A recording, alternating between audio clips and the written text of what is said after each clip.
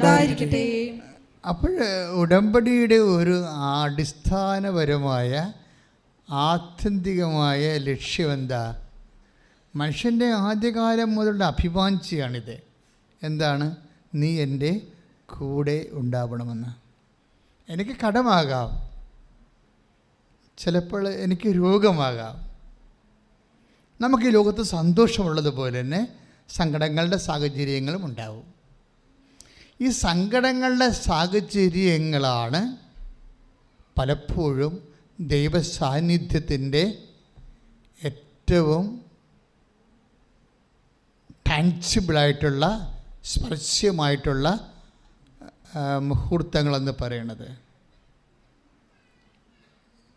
അത് നമുക്ക് വളരെ ഹൃദ്യമായി ഉറപ്പാക്കി തരുന്ന ഒരു ബൈലായിട്ടുള്ള ഉഭയകക്ഷിയായിട്ടുള്ള ഒരു ബന്ധമാണ് ഈ ഉടമ്പടി.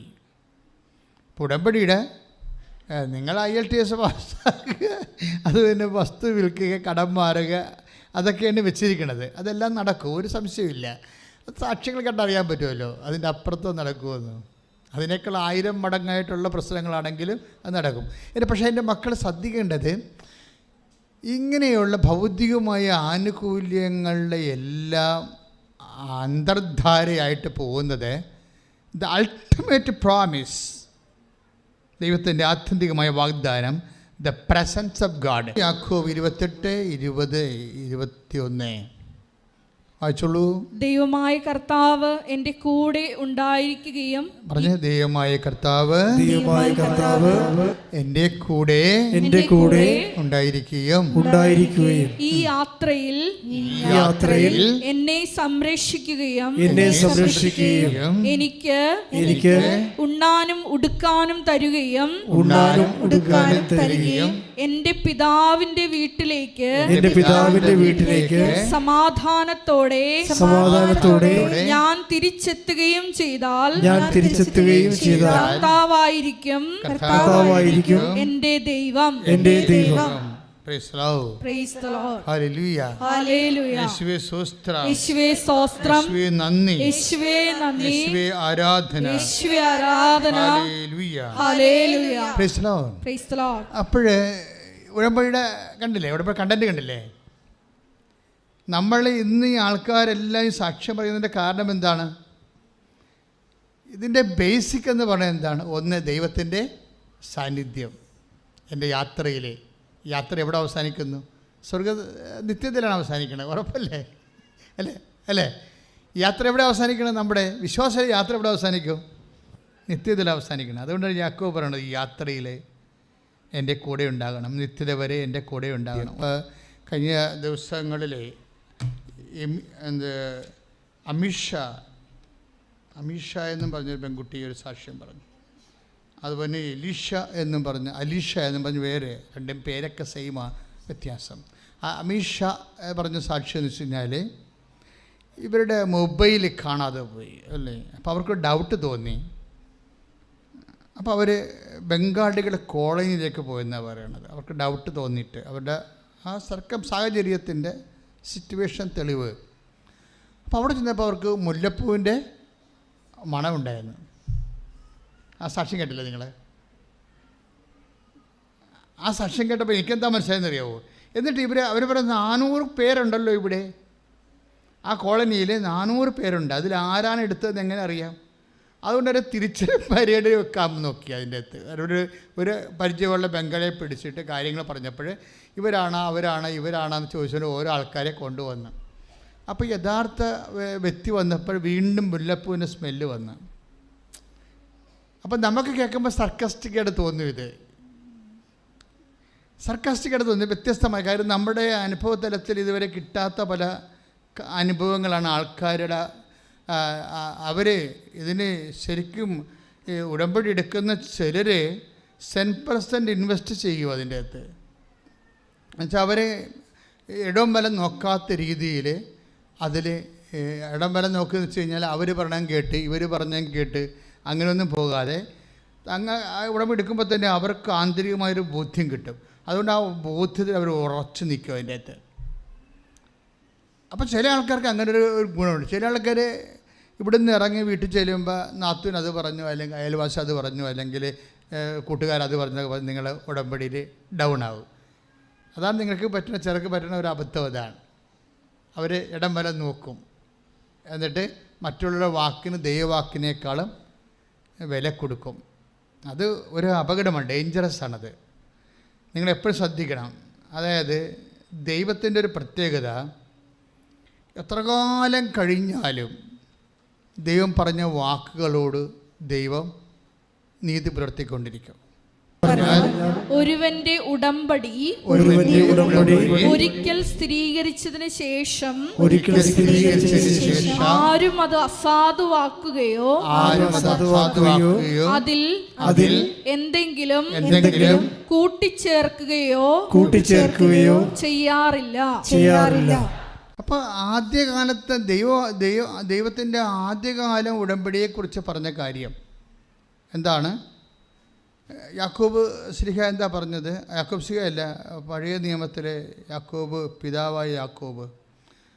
അതായത് എനിക്ക് ഉണ്ണാനോ ഉടുക്കാനോ എൻ്റെ അപ്പൻ്റെ ഭവനത്തിലേക്ക് തിരിച്ചു പോകാനും ഇടയാക്കിയാൽ, എൻ്റെ യാത്രയെല്ലാം നീ എൻ്റെ കൂടെ നടന്ന് സംരക്ഷിച്ചാൽ നീ തന്നെയായിരിക്കും എൻ്റെ ദൈവം. അപ്പോൾ യാക്കോബിനോട് ആ ഉടമ്പടി ദൈവം സ്ഥിരീകരിച്ച് കൊടുക്കുന്നുണ്ട്. അതുകൊണ്ട് തന്നെ ഇത് 1000 വർഷം കഴിഞ്ഞാലും ഉടമ്പടിയുടെ ഭാഗമായിട്ട് അത് റദ്ദ് ചെയ്യുകയോ കൂട്ടിച്ചേർക്കുകയില്ല. ആ ഉടമ്പടി അതേ രീതി തന്നെ ഇപ്പോഴും നിലനിൽക്കുകയാണ്. കാരണം ദൈവത്തിന് മാറ്റമില്ലാത്തതുപോലെ. നിയമാവർത്തനം 7:9. അതിനാൽ നിങ്ങൾ അറിഞ്ഞുകൊള്ളുക, അതിനാൽ നിങ്ങൾ അറിഞ്ഞുകൊള്ളുക, നിങ്ങളുടെ ദൈവമായ കർത്താവാണ് ദൈവം. നിങ്ങളുടെ ദൈവമായ കർത്താവാണ് ദൈവം. തന്നെ സ്നേഹിക്കുകയും തന്റെ കൽപ്പന പാലിക്കുകയും ചെയ്യുന്നവനോട് 1000 തലമുറകൾ വരെ ഉടമ്പടി പാലിക്കുകയും അചഞ്ചലമായ സ്നേഹം പ്രകടിപ്പിക്കുകയും ചെയ്യുന്ന വിശ്വസ്തനായ ദൈവം. Price the Lord. അപ്പോഴേ ദൈവം തൻ്റെ വാഗ്ദാനങ്ങളോട് നിയമാവർത്തനം 7:9 എന്താ പറയണത്? വിശ്വസ്തനായിരിക്കും. അപ്പോൾ ദൈവവചനത്തോട് ദൈവം വിശ്വസ്തനായിരിക്കും. പിടിയിട്ടില്ലേ? ദൈവവചനത്തോട് ഉടമ്പടി എടുത്ത എല്ലാവരും അറിയണം ഇത്. ദൈവം തൻ്റെ വചനത്തോട് വിശ്വസ്തനായിരിക്കും. അപ്പോൾ നമ്മളുടെ ഭാഗത്ത് നിന്ന് എന്താ വേണ്ടത്? അതേ വിശ്വസ്തതയാണ് വേണ്ടത്. പക്ഷേ നമ്മൾക്ക് എവിടെയാണ് സംഭവിച്ചിരിക്കുന്നത്?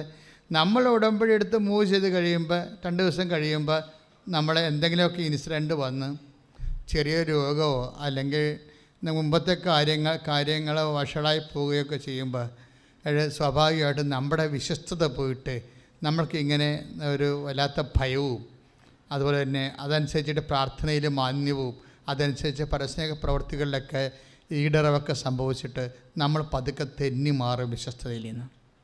അപ്പം നമ്മൾ വിശ്വസ്തതയും തെന്നി മാറിയാലും ഓർക്കേണ്ട ഇതാണ് 1 തിമോത്തി 2:13. എന്താണ്? കർത്താവ്, നമ്മൾ അവിശ്വസ്തരായിരുന്നാലും കർത്താവ്, take the word of God. ശ്രുതികട ഹല്ലേലൂയ. സംഭവിച്ചാൽ ഈ ദിവസങ്ങളിലൊരു സാക്ഷ്യമുണ്ട്, നല്ലൊരു സാക്ഷ്യമാണ്. ബേബി കുര്യൻ കാസർഗോഡ്. അപ്പോൾ അദ്ദേഹം ഉടമ്പടി എടുത്തത്, അദ്ദേഹം വൈഫും കൂടി വന്ന ഉടമ്പടി എടുത്തത്. അപ്പോൾ അദ്ദേഹം എന്താ സംഭവിച്ചു കഴിഞ്ഞാൽ ഇവിടെ വന്നിട്ട് വൈഫിനെ കൊണ്ട് ഉടമ്പടി എടുപ്പിച്ചു. അതിന് അദ്ദേഹം കാരണങ്ങൾ പറയുന്നുണ്ട്. എന്താ കാര്യം? ഞാൻ കച്ചവടക്കാരനാണ്, ഞാൻ ചിലപ്പോൾ കച്ചവടത്തിൽ കള്ളം പറയാതെ കച്ചവടം ചെയ്യാൻ പറ്റത്തില്ല. പാവപ്പെട്ട ശുദ്ധഗതിക്കെല്ലാം പറയുന്നുണ്ട്. ഞാൻ ഡൽഹിയിലെ സാധനം നാട്ടിൽ നിന്ന് സാധനം വാങ്ങിച്ചിട്ട് ഡൽഹിയിൽ നിന്ന് കൊണ്ടുവന്നാണെന്ന് പറയും, അങ്ങനെയൊക്കെ പറയുന്നുണ്ട്. അപ്പോൾ എന്നോട് എഡിറ്റർ ചോദിച്ച് അതൊക്കെ കട്ട് ചെയ്ത് കളയണ്ടേ? ഞാൻ പറഞ്ഞു അയാൾ പറഞ്ഞതല്ലേ, കിടക്കട്ടെ. കാര്യം ആൾക്കാരറിയണ്ടേ, കാര്യം അദ്ദേഹം പറഞ്ഞ സംഭവമല്ലേ അത്. അപ്പോൾ എന്ത് സംഭവിച്ചു കഴിഞ്ഞാൽ, അപ്പോൾ അദ്ദേഹം പറഞ്ഞു അതുകൊണ്ട് എൻ്റെ കുറച്ച് കള്ളത്തരമൊക്കെ ഉള്ള കാരണം ഞാൻ ഉടമ്പടി ചെയ്യുന്നില്ല, അതുകൊണ്ട് വൈഫ് എടുക്കട്ടെന്ന് പറഞ്ഞു. അപ്പോൾ അദ്ദേഹത്തിൻ്റെ പ്രശ്നം എന്താ? അതിൻ്റെ പ്രശ്നം അദ്ദേഹത്തിന് 10 കോടി 15 ലക്ഷം രൂപ കടമുണ്ട്. കടം മര്യാദക്ക് കച്ചവടം ചെയ്ത് അവിടെ നിലവണ്ണം വേര് പിടിച്ച് വന്ന ആളാണ്. അവിടെ ഈ കാസർഗോഡ് ടൗണിൽ തന്നെ അദ്ദേഹത്തിൻ്റെ ഹാർഡ്വെയർ സ്റ്റോർ ഉള്ളതാണ്. നിങ്ങൾ കാസർഗോഡുകാരിവിടെ ഉണ്ടെങ്കിൽ അറിയാൻ പറ്റുമല്ലോ. അപ്പോൾ തന്നെ സാക്ഷ്യപ്പെട്ടിട്ടുണ്ട്. അതെന്താ പ്രോബ്ലം വെച്ച് കഴിഞ്ഞാൽ അദ്ദേഹം പറഞ്ഞത് ആ ഹാർഡ്വെയർ കട നടത്തുന്നതിൻ്റെ ആ ഒരു പ്രമിസിൽ ഒരു ഇരട്ട കൊലപാതകം നടന്ന്, അത് ഭയങ്കര കേരളത്തിലൊക്കെ ചർച്ച ചെയ്ത കൊലപാതകമാണ്. ഒരു ദിവസം 2 പേരെ കൊന്നു. അപ്പോൾ അതിപ്പോൾ പോലീസിനെ സംബന്ധിച്ചിടത്തോളം വേറെ അങ്ങനെ എന്തെങ്കിലും സംഭവിച്ചു കഴിഞ്ഞാൽ ആൾക്കാരെന്താ ചെയ്യണത്? ആൾക്കാർ അപ്പം തന്നെ ഒരുമാതിരിപ്പെട്ട ആൾക്കാരൊക്കെ രാജ്യം വിട്ടു പോകും. കാര്യം പിടിച്ചാൽ എല്ലാത്തിനും പിടിച്ചാൽ ജയിലിലിടില്ല. യഥാർത്ഥ പ്രതിയെ കിട്ടുന്നവരെ കാണുന്നവരെ പിടിച്ച് അവർ ജയിലിൽ നിറച്ചുകൊണ്ടിരിക്കും. എന്നിട്ടല്ലേ അവരെ തിരഞ്ഞെടുത്ത് തെളിവ് നോക്കി എടുക്കണത്. അപ്പോൾ ഇങ്ങനെ പിടിച്ചുകൊണ്ട് പോയി. അങ്ങനെ അതിനോട് ഒരു ബന്ധമില്ല. പക്ഷെ അങ്ങനെ പിടിച്ചുകൊണ്ട് പോയി ജയിലിലിട്ട്. അപ്പോൾ ഒരു മനുഷ്യന് തകർച്ച തന്നെ വരെ കണ്ടില്ലേ? എനിക്ക് തോന്നുന്നത് എന്താ മക്കളെ, ഈ ഉടമ്പടിയിലായിരിക്കുമ്പോൾ നമുക്ക് കിട്ടുന്ന ഒരു വിഷയം, ഒരു പ്രത്യേകത പ്രൊട്ടക്ഷൻ ഒരു ഭയങ്കര സംഭവമാണ്. അതായത് യാക്കോബ് പറയുന്ന ആ വാക്കൊന്ന് വായിച്ചിട്ട് മോനെ. 28:20 ദൈവമായ കർത്താവ് എൻ്റെ കൂടെ ഉണ്ടായിരിക്കുകയും, ഒന്ന് പറഞ്ഞ, ദൈവമായ കർത്താവ് എൻ്റെ കൂടെ ഉണ്ടായിരിക്കുകയും ഈ യാത്രയിൽ എന്നെ സംരക്ഷിക്കുകയും എനിക്ക് ഉണ്ണാനും ഉടുക്കാനും തരുകയും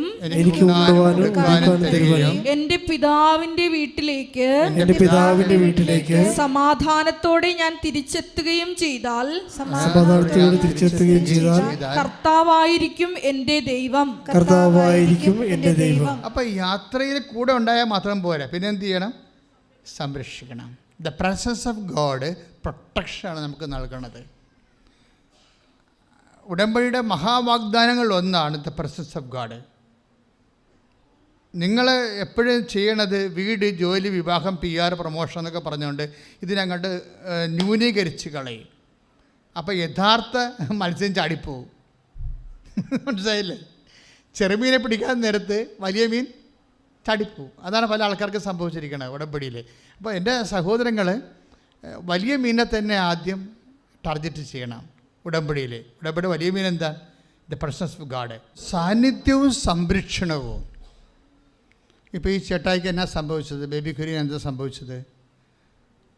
സംരക്ഷണം പോയി അല്ലേ? കണ്ടവൻ്റെ അതുകൊണ്ട് വേറെ കൊലപാതകത്തിന് ഈ മനുഷ്യൻ ജയിലിൽ പോയി. അതൊരു സംരക്ഷണം പോയെന്നർത്ഥം.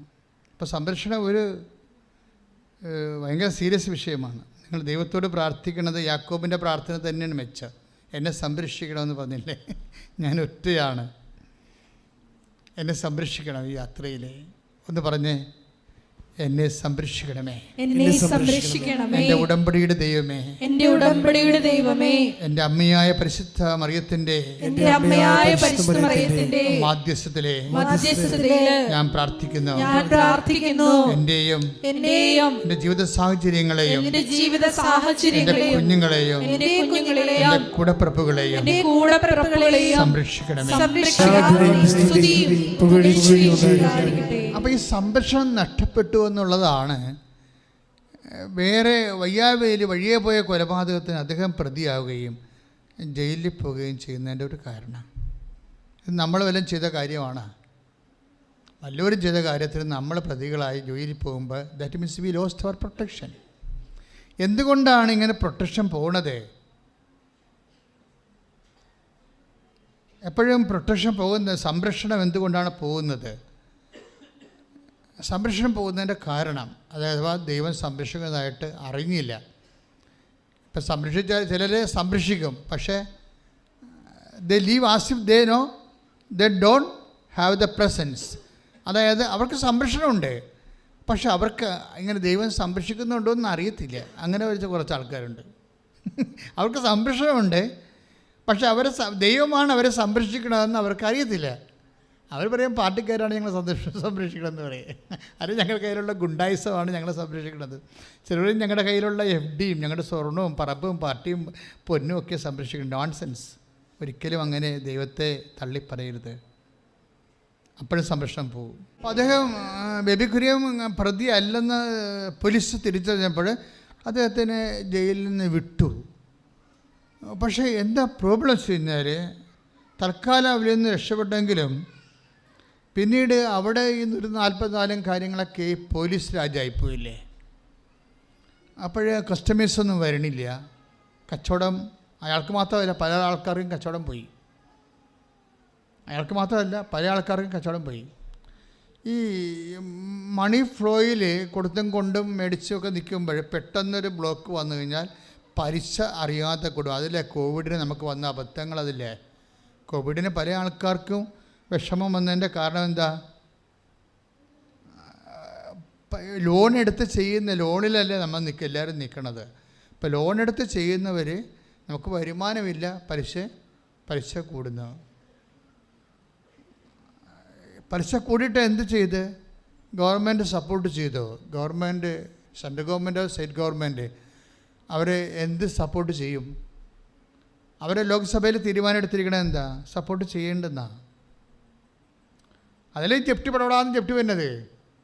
കോവിഡ് കാലത്ത് ഗവൺമെൻറ് നമ്മളെന്ത് 8 ലക്ഷം കോടി രൂപ ഗവൺമെൻറ് കയ്യിലുണ്ടെന്ന് പറഞ്ഞ് ഒരു 4 ലക്ഷം കോടി കൊടുത്തിരുന്നെങ്കിൽ കടമില്ലാതെ മനുഷ്യൻ ജീവിച്ച് പോകത്തില്ലേ? ഇപ്പോൾ എല്ലാവരും കിഡ്നി വരെ പണയം വെക്കുന്ന അവസ്ഥ വന്നില്ലേ? അപ്പോൾ ബാങ്കുകാർ പറഞ്ഞ് ഞങ്ങൾക്ക് പറ്റത്തില്ലെന്ന് പറഞ്ഞ്. ഞങ്ങളെങ്ങാനും ഈ കടം എഴുതി തള്ളിയാൽ അതൊരു കീഴ്വഴക്കം തെറ്റാകും. പിന്നീട് ആൾക്കാർ കടമെടുത്താൽ ഗവൺമെൻറ് അടക്കുമെന്ന് പറഞ്ഞുകൊണ്ടിരിക്കുമ്പോൾ ബാങ്ക് സിസ്റ്റം തന്നെ തകരും.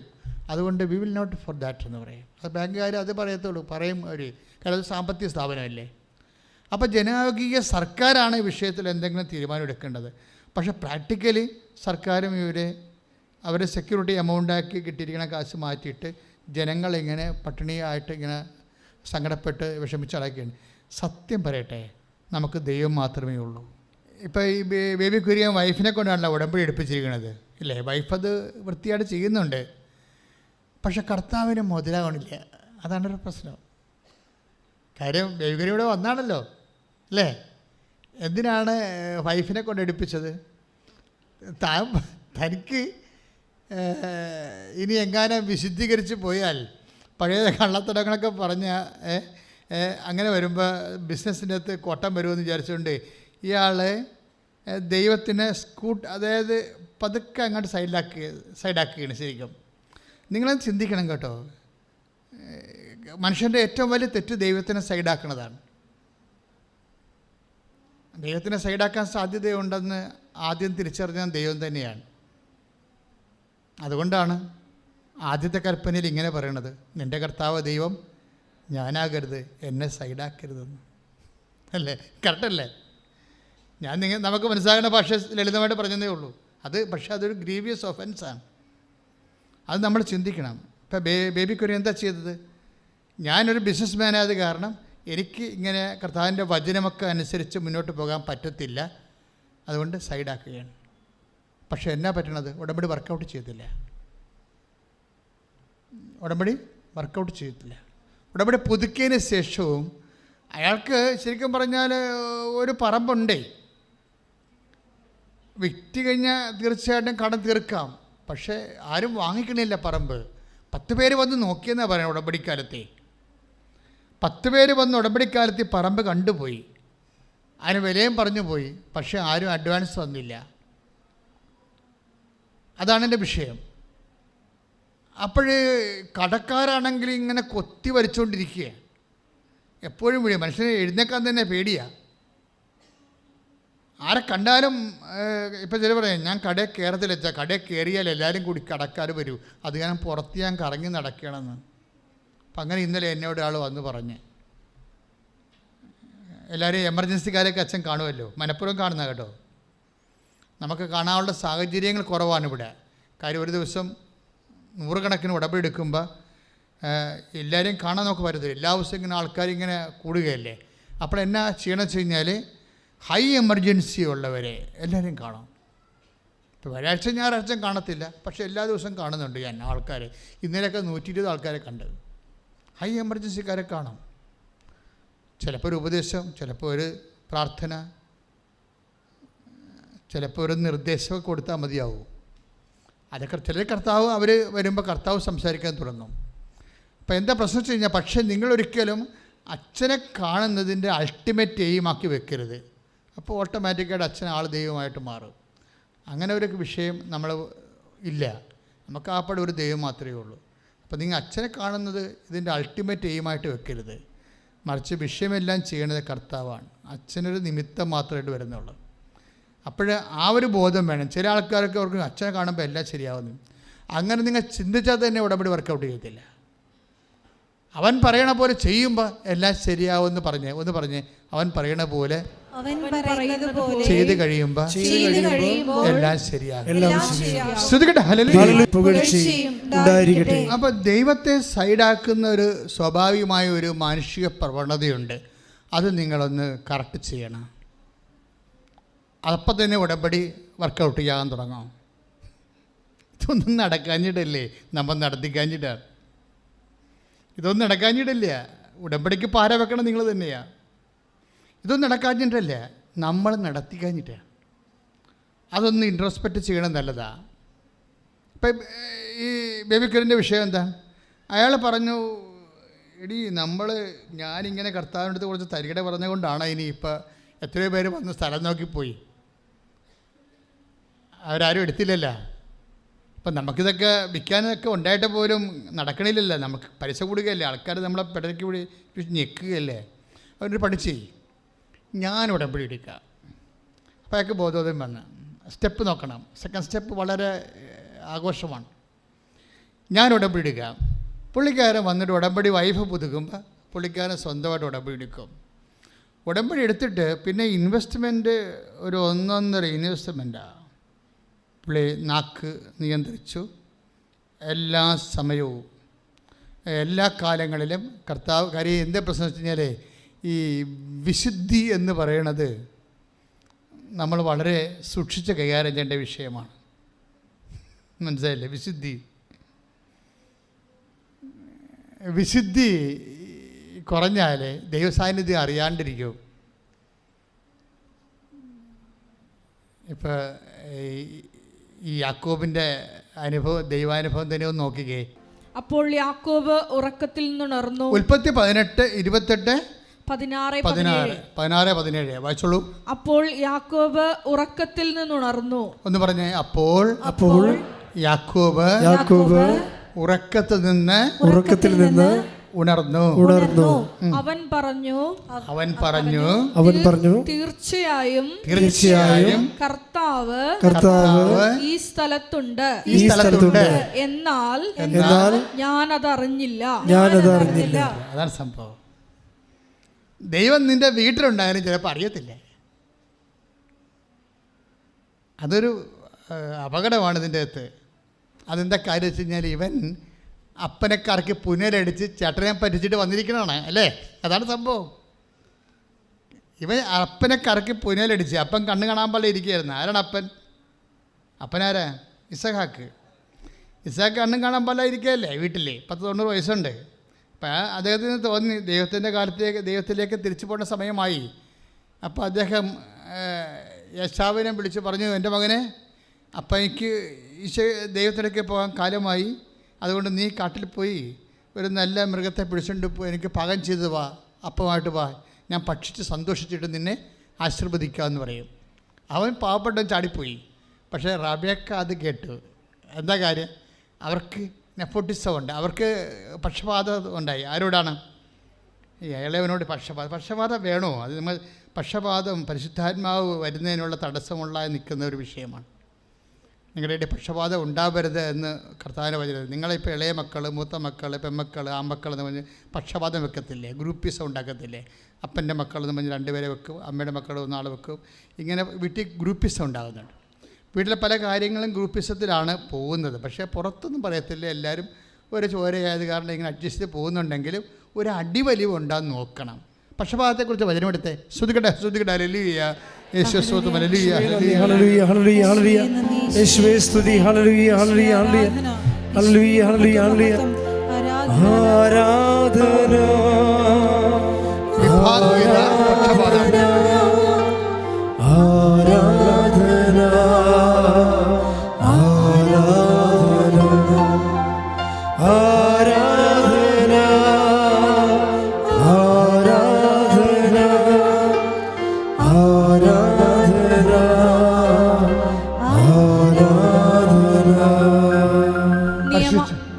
വായിച്ചോളൂ. നിയമാവർത്തനം 16:19. നിയമാവർത്തനം 16:19. നിന്റെ വിധികൾ നീതിവിരുദ്ധമായിരിക്കരുത്. നിന്റെ വിധികൾ നീതിവിരുദ്ധമായിരിക്കരുത്. പറഞ്ഞേ, നിന്റെ വിധികൾ നീതിവിരുദ്ധമായിരിക്കരുത്. നീ പക്ഷപാതം കാട്ടുകയോ കൈക്കൂലി വാങ്ങുകയോ അരുത്. അപ്പൊ ദൈവത്തിൻ്റെ ഒരു നീതിയാണല്ല നമ്മുടെ ലോകത്ത് നിറവേറ്റാൻ ദൈവം ആഗ്രഹിക്കുന്നത്, അല്ലേ? അതിനകത്ത് പക്ഷപാതം ഇല്ല. ദൈവത്തിൻ്റെ ഒരു നീതിയാണ് നമ്മൾ കുടുംബത്തിലായാലും സമൂഹത്തിലായാലും നിറവേറ്റാൻ ദൈവം ആഗ്രഹിക്കുന്നത്. അതിനകത്ത് പക്ഷപാതമില്ല. പക്ഷേ റബേക്കയ്ക്ക് ഒരു പക്ഷപാതമുണ്ട്. ആരോടാണ്? യാക്കോബ്. റബേക്കയുടെ പക്ഷപാതമാണ് ഈ ഇളയ മകൻ നാടുവിടേണ്ടി വന്നത് കാര്യം.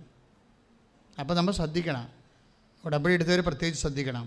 പക്ഷപാതം ദൈവത്തിൻ്റെ മനസ്സിന് യോജിക്കുന്നതല്ല. പറഞ്ഞ മനസ്സിലായോ? ഓക്കെ. അപ്പോൾ എന്താ പ്രോബ്ലം വെച്ച് കഴിഞ്ഞാൽ, അതുകൊണ്ട് യേശാവ് രോമാവൃതമുള്ള മനുഷ്യനാണ്. മുട്ടാണ്ടിനെ പോലെ കുറേ രോമമുള്ള ആളാണ്. യേശാവിൻ്റെ രോമക്കുപ്പായം അവിടെ കിടപ്പുണ്ടായിരുന്നു. അതെടുത്ത് ഇവർ യാക്കോബിനെ ധരിപ്പിച്ച് കെട്ടിയൊക്കെ വെച്ച്, എന്നിട്ട് ആലയിൽ പോയി ഒരു ആടിനെ എടുത്ത് പാസ്സാക്കി അപ്പമൊക്കെ ഇട്ട് കൊണ്ടുവന്ന് യാക്കോബ് കൊണ്ടുവന്ന് അപ്പന് കൊടുത്തു. അപ്പൻ ചോദിക്കുന്നുണ്ട്, കണ്ണു കാണാൻ പാടെങ്കിൽ ചോദിക്കുന്നുണ്ട്, ആരാണത്? അപ്പൻ്റെ മകൻ യേശാവാണ്. അപ്പോൾ ഉടനെ നീ ഇങ്ങനെ അടുത്ത് വരാൻ പറയും. കണ്ണു കാണാൻ പാടില്ല. അടുത്ത് വന്നിട്ട് ഉടനെ യാക്കോബ് ഇസഹാക്ക് പറയുന്ന കുറേ സംഭവങ്ങളുണ്ട്. ഭയങ്കര സംഭവമാണ്. കർത്താവിൻ്റെ വയലിൻ്റെ മണം, അത് നമ്മൾ കണ്ണ് നിറഞ്ഞു പോകും. ദൈവസ്നേഹമുള്ളവർ, കർത്താവിൻ്റെ വയലിൻ്റെ മണമെന്ന്. അപ്പോൾ ഈ ദൈവമായിട്ട് എന്തൊരു ബന്ധമാണ് ആ മനുഷ്യന്. വയലിൻ്റെ മണമെന്ന് പറഞ്ഞാൽ പോരെ, അല്ലേ?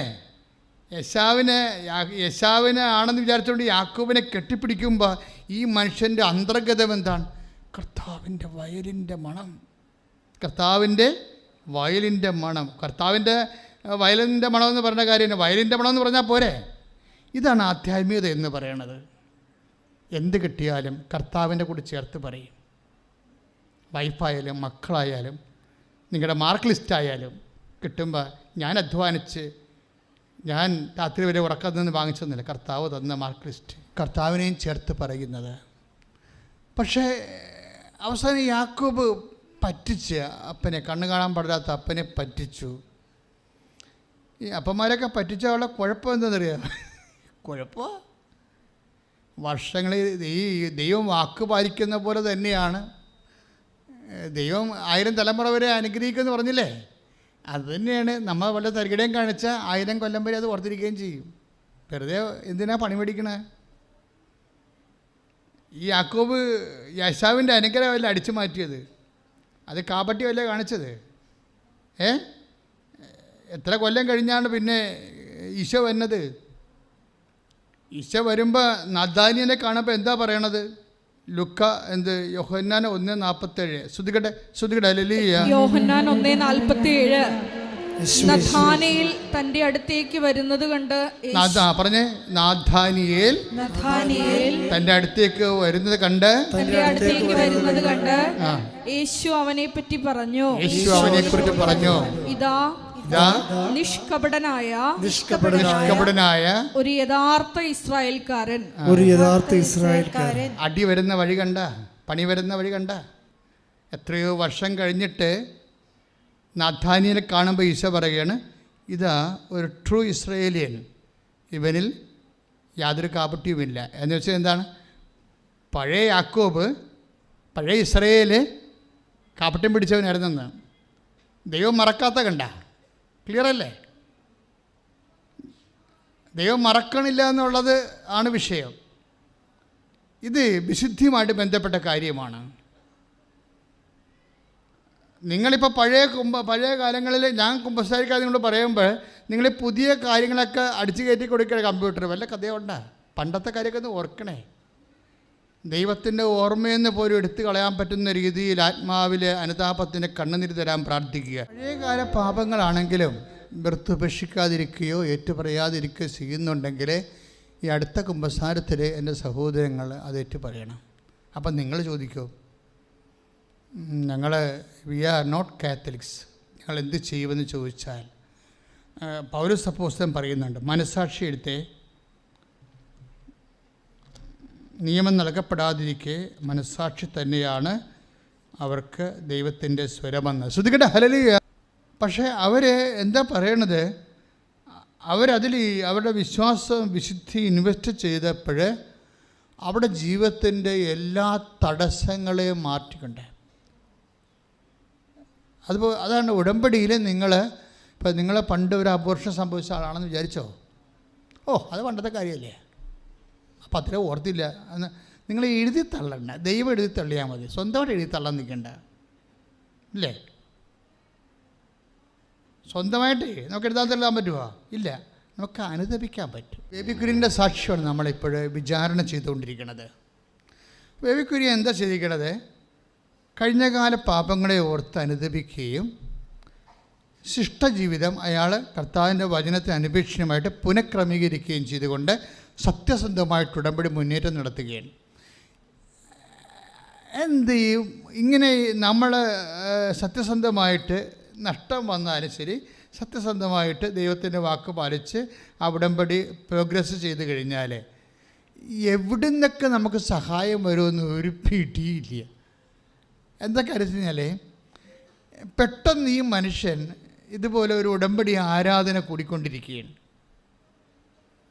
ഉടമ്പടി ആരാധന കൂടിക്കൊണ്ടിരിക്കുമ്പോൾ ഞാനിതുപോലെ സാക്ഷ്യവിചാരണ എല്ലാ സമയത്തും നടത്തുമല്ലോ.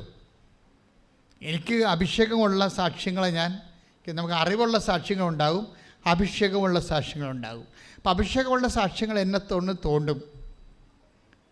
ഈ കുഞ്ഞുങ്ങൾ അമ്മയെ തോണ്ടണ പോലെ തോണ്ടും ഇങ്ങനെ വന്ന്. അപ്പം അഭിഷേകമുള്ള സാക്ഷ്യങ്ങൾ അറിയാൻ പറ്റും. അപ്പോൾ അഭിഷേകമുള്ള സാക്ഷ്യങ്ങൾ ഞാൻ വീണ്ടും എടുത്ത് പ്രാർത്ഥിച്ചിട്ട് നിങ്ങൾക്ക് മനസ്സിലാകുന്ന രീതി ഞാൻ റീസെറ്റ് ചെയ്ത് തരും. അപ്പോൾ യോഗ്യൻ്റെ സാക്ഷ്യം, ഇയാൾ സ്വന്തമായിട്ട് ഉടമ്പടി എടുത്ത് കർത്താവിൻ്റെ വചനത്തിന് അനുപേക്ഷമായിട്ട് ജീവിതം പുനഃക്രമീകരിച്ച് കഴിഞ്ഞപ്പോൾ ദൈവം ഓൺലൈനിലായി. ഇപ്പം യാക്കോബിൻ്റെ പ്രശ്നം എന്താണ്? ദൈവം ഓൺലൈനിലായിട്ടും പുള്ളിക്ക് അറിയാൻ പറ്റില്ല. അതല്ലേ അയാൾ പറയണത് 28:16-17 അത് പറഞ്ഞേ, വായിച്ചേ. ശ്രുതിക്കട്ടെ ഹല്ലേലൂയ.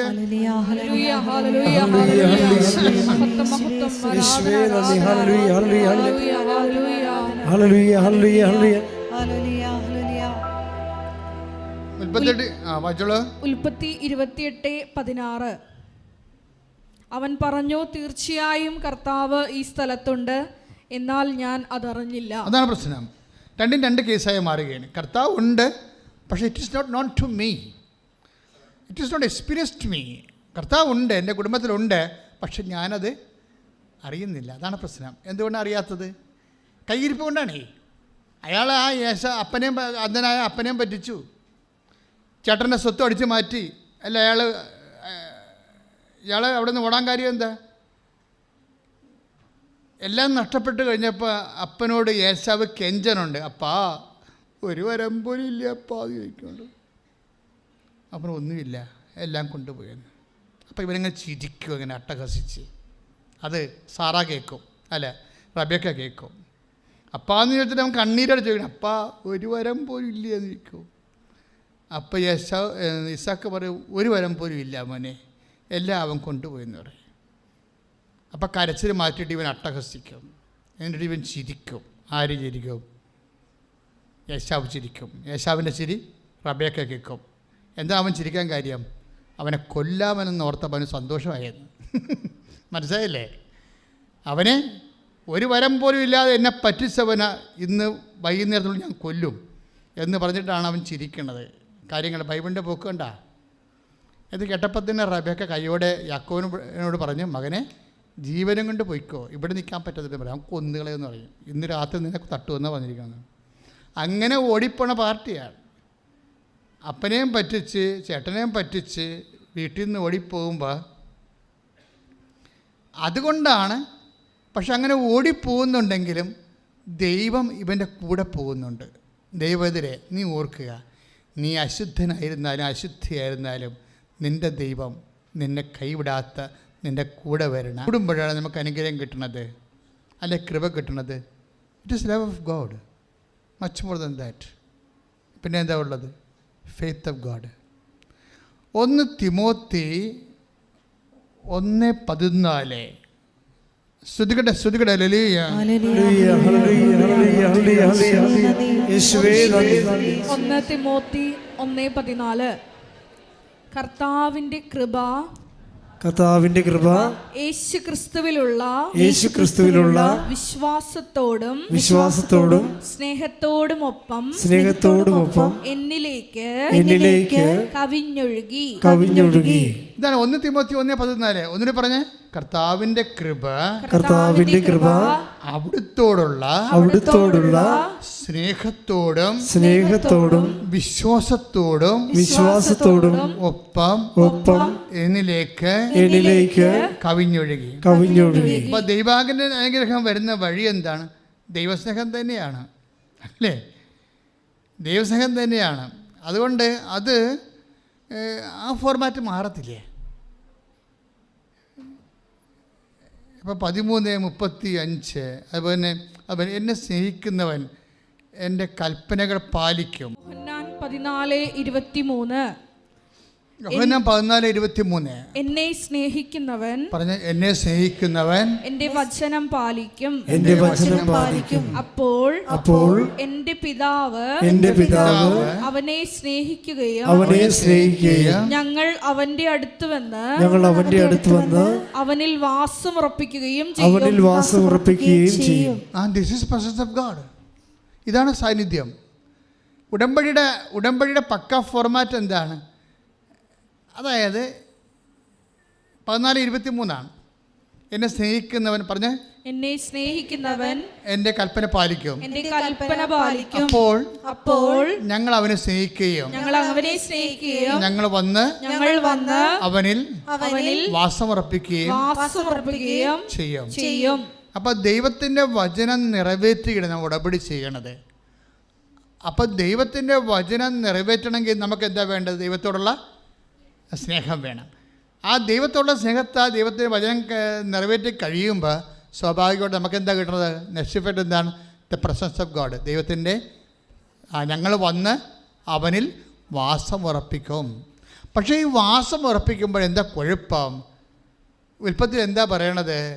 28:16 കർത്താവിൻ്റെ സ്ഥലമാണിത്, കർത്താവ് ഇവിടെ ഉണ്ട്, പക്ഷേ it is not known to me. എനിക്കത് മനസ്സിലായില്ല. പാപത്തിൻ്റെ ഒരു അവസ്ഥ കണ്ടില്ലേ? പാപാവസ്ഥയിലാണെങ്കിൽ ദൈവസാന്നിധ്യം ഉണ്ടെങ്കിൽ നമുക്കത് മനസ്സിലാകണം നിർബന്ധമില്ല. അതുകൊണ്ടാണ് ഉടമ്പടിയിൽ കുമ്പസാരിക്കണമെന്നൊക്കെ പറഞ്ഞതിൻ്റെ കാര്യം, പാപം ഉപേക്ഷിക്കണമെന്ന് പറഞ്ഞതിൻ്റെ കാരണം അതാണ്. മനസ്സിലായില്ലേ? കർത്താവ് ഉണ്ടായാൽ മാത്രം പോരാ, പിന്നെ എന്ത് ചെയ്യണം? നമുക്കത് അനുഭവവേദ്യമാകണം. കാര്യം ഉടമ്പടിയാണ് പ്രസൻസിൻ്റെ. പ്രസൻസിൻ്റെ ഇപ്പം ഒരു സാക്ഷ്യം ഉണ്ടായില്ലേ, അലീഷയുടെ സാക്ഷ്യം. അലീഷയുടെ പ്രശ്നം എന്താ?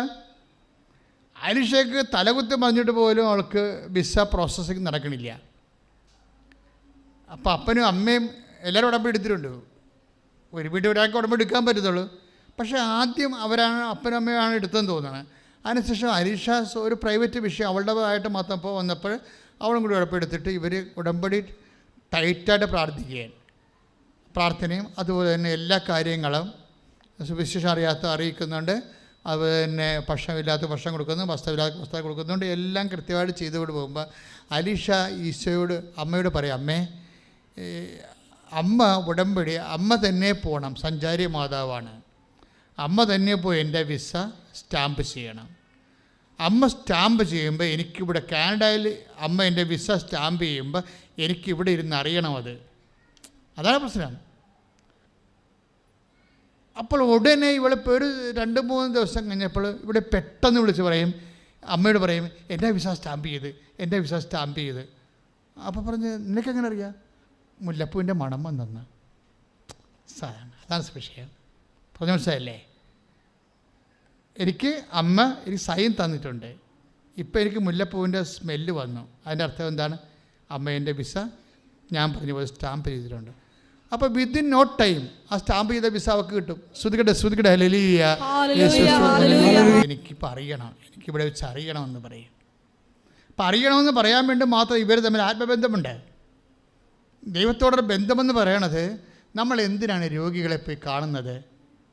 നമ്മൾ എന്തിനാണ് പാവപ്പെട്ടവർക്ക് നമ്മുടെ നല്ല വസ്ത്രങ്ങളൊക്കെ നമ്മൾ പങ്കുവെക്കണത്? എന്തുകൊണ്ടാണ് സഹായിക്കാൻ പറ്റുന്ന മേഖലയെല്ലാം സഹായിക്കണത്?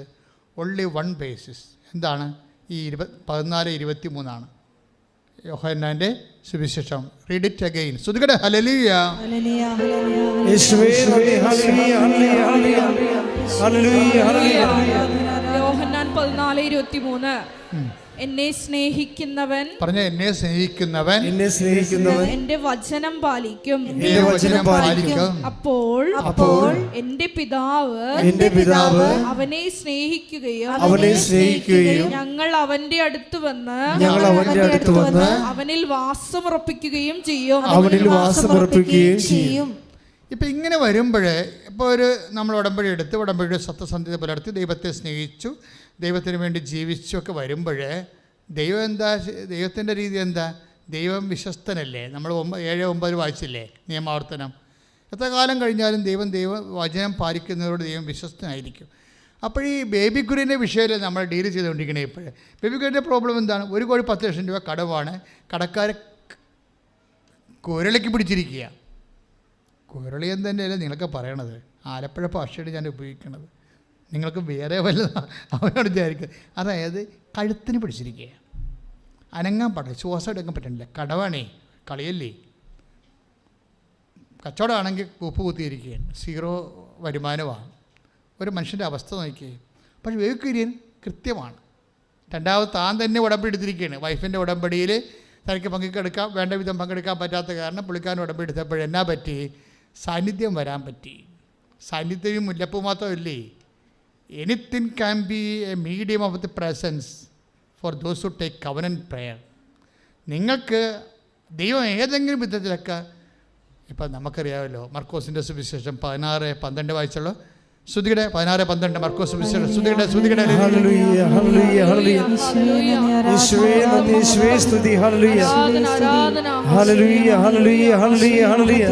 മർക്കോസ് 16:12. ഇതിനുശേഷം അവരിൽ രണ്ടുപേർ ഗ്രാമത്തിലേക്ക് നടന്നു പോകുമ്പോൾ അവൻ വേറൊരു രൂപത്തിൽ അവർക്ക് പ്രത്യക്ഷപ്പെട്ടു. അപ്പോൾ അമ്മ മാതാവ് ഇവിടെ പ്രത്യക്ഷപ്പെട്ട ഈ സിൽവർ ഗ്രേയിലെ അത് വിമല ഹൃദയമാണ് ഇവിടെ വെച്ചിരിക്കുന്നത്. സഭയ്ക്ക് അത് വെക്കാനേ നമുക്ക് ഔദ്യോഗികമായിട്ട് അനുവാദമുള്ളൂ. പക്ഷേ അമ്മ ഇങ്ങനെയല്ല പ്രത്യക്ഷപ്പെട്ടെന്ന് അറിയാം. അമ്മ എന്താണ് സമയഘടികാരെന്ന് വെച്ചാൽ അത് 10:08 സൂചി കാണിച്ചാണ് പ്രത്യക്ഷപ്പെടുന്നത്. അതാണ് അവിടെ ഒരു മോഡൽ വെച്ചിരിക്കുന്നത്. അവിടെ പോയി ഒന്നും പ്രാർത്ഥിക്കരുത് കേട്ടോ. അത് പ്രാർത്ഥിക്കുന്നത് സഭയുടെ അനുവാദം വേണം. സഭ അനുവദിച്ച് കഴിയുമ്പോൾ ആൾത്തറയിലേക്ക് അത് മാറ്റും.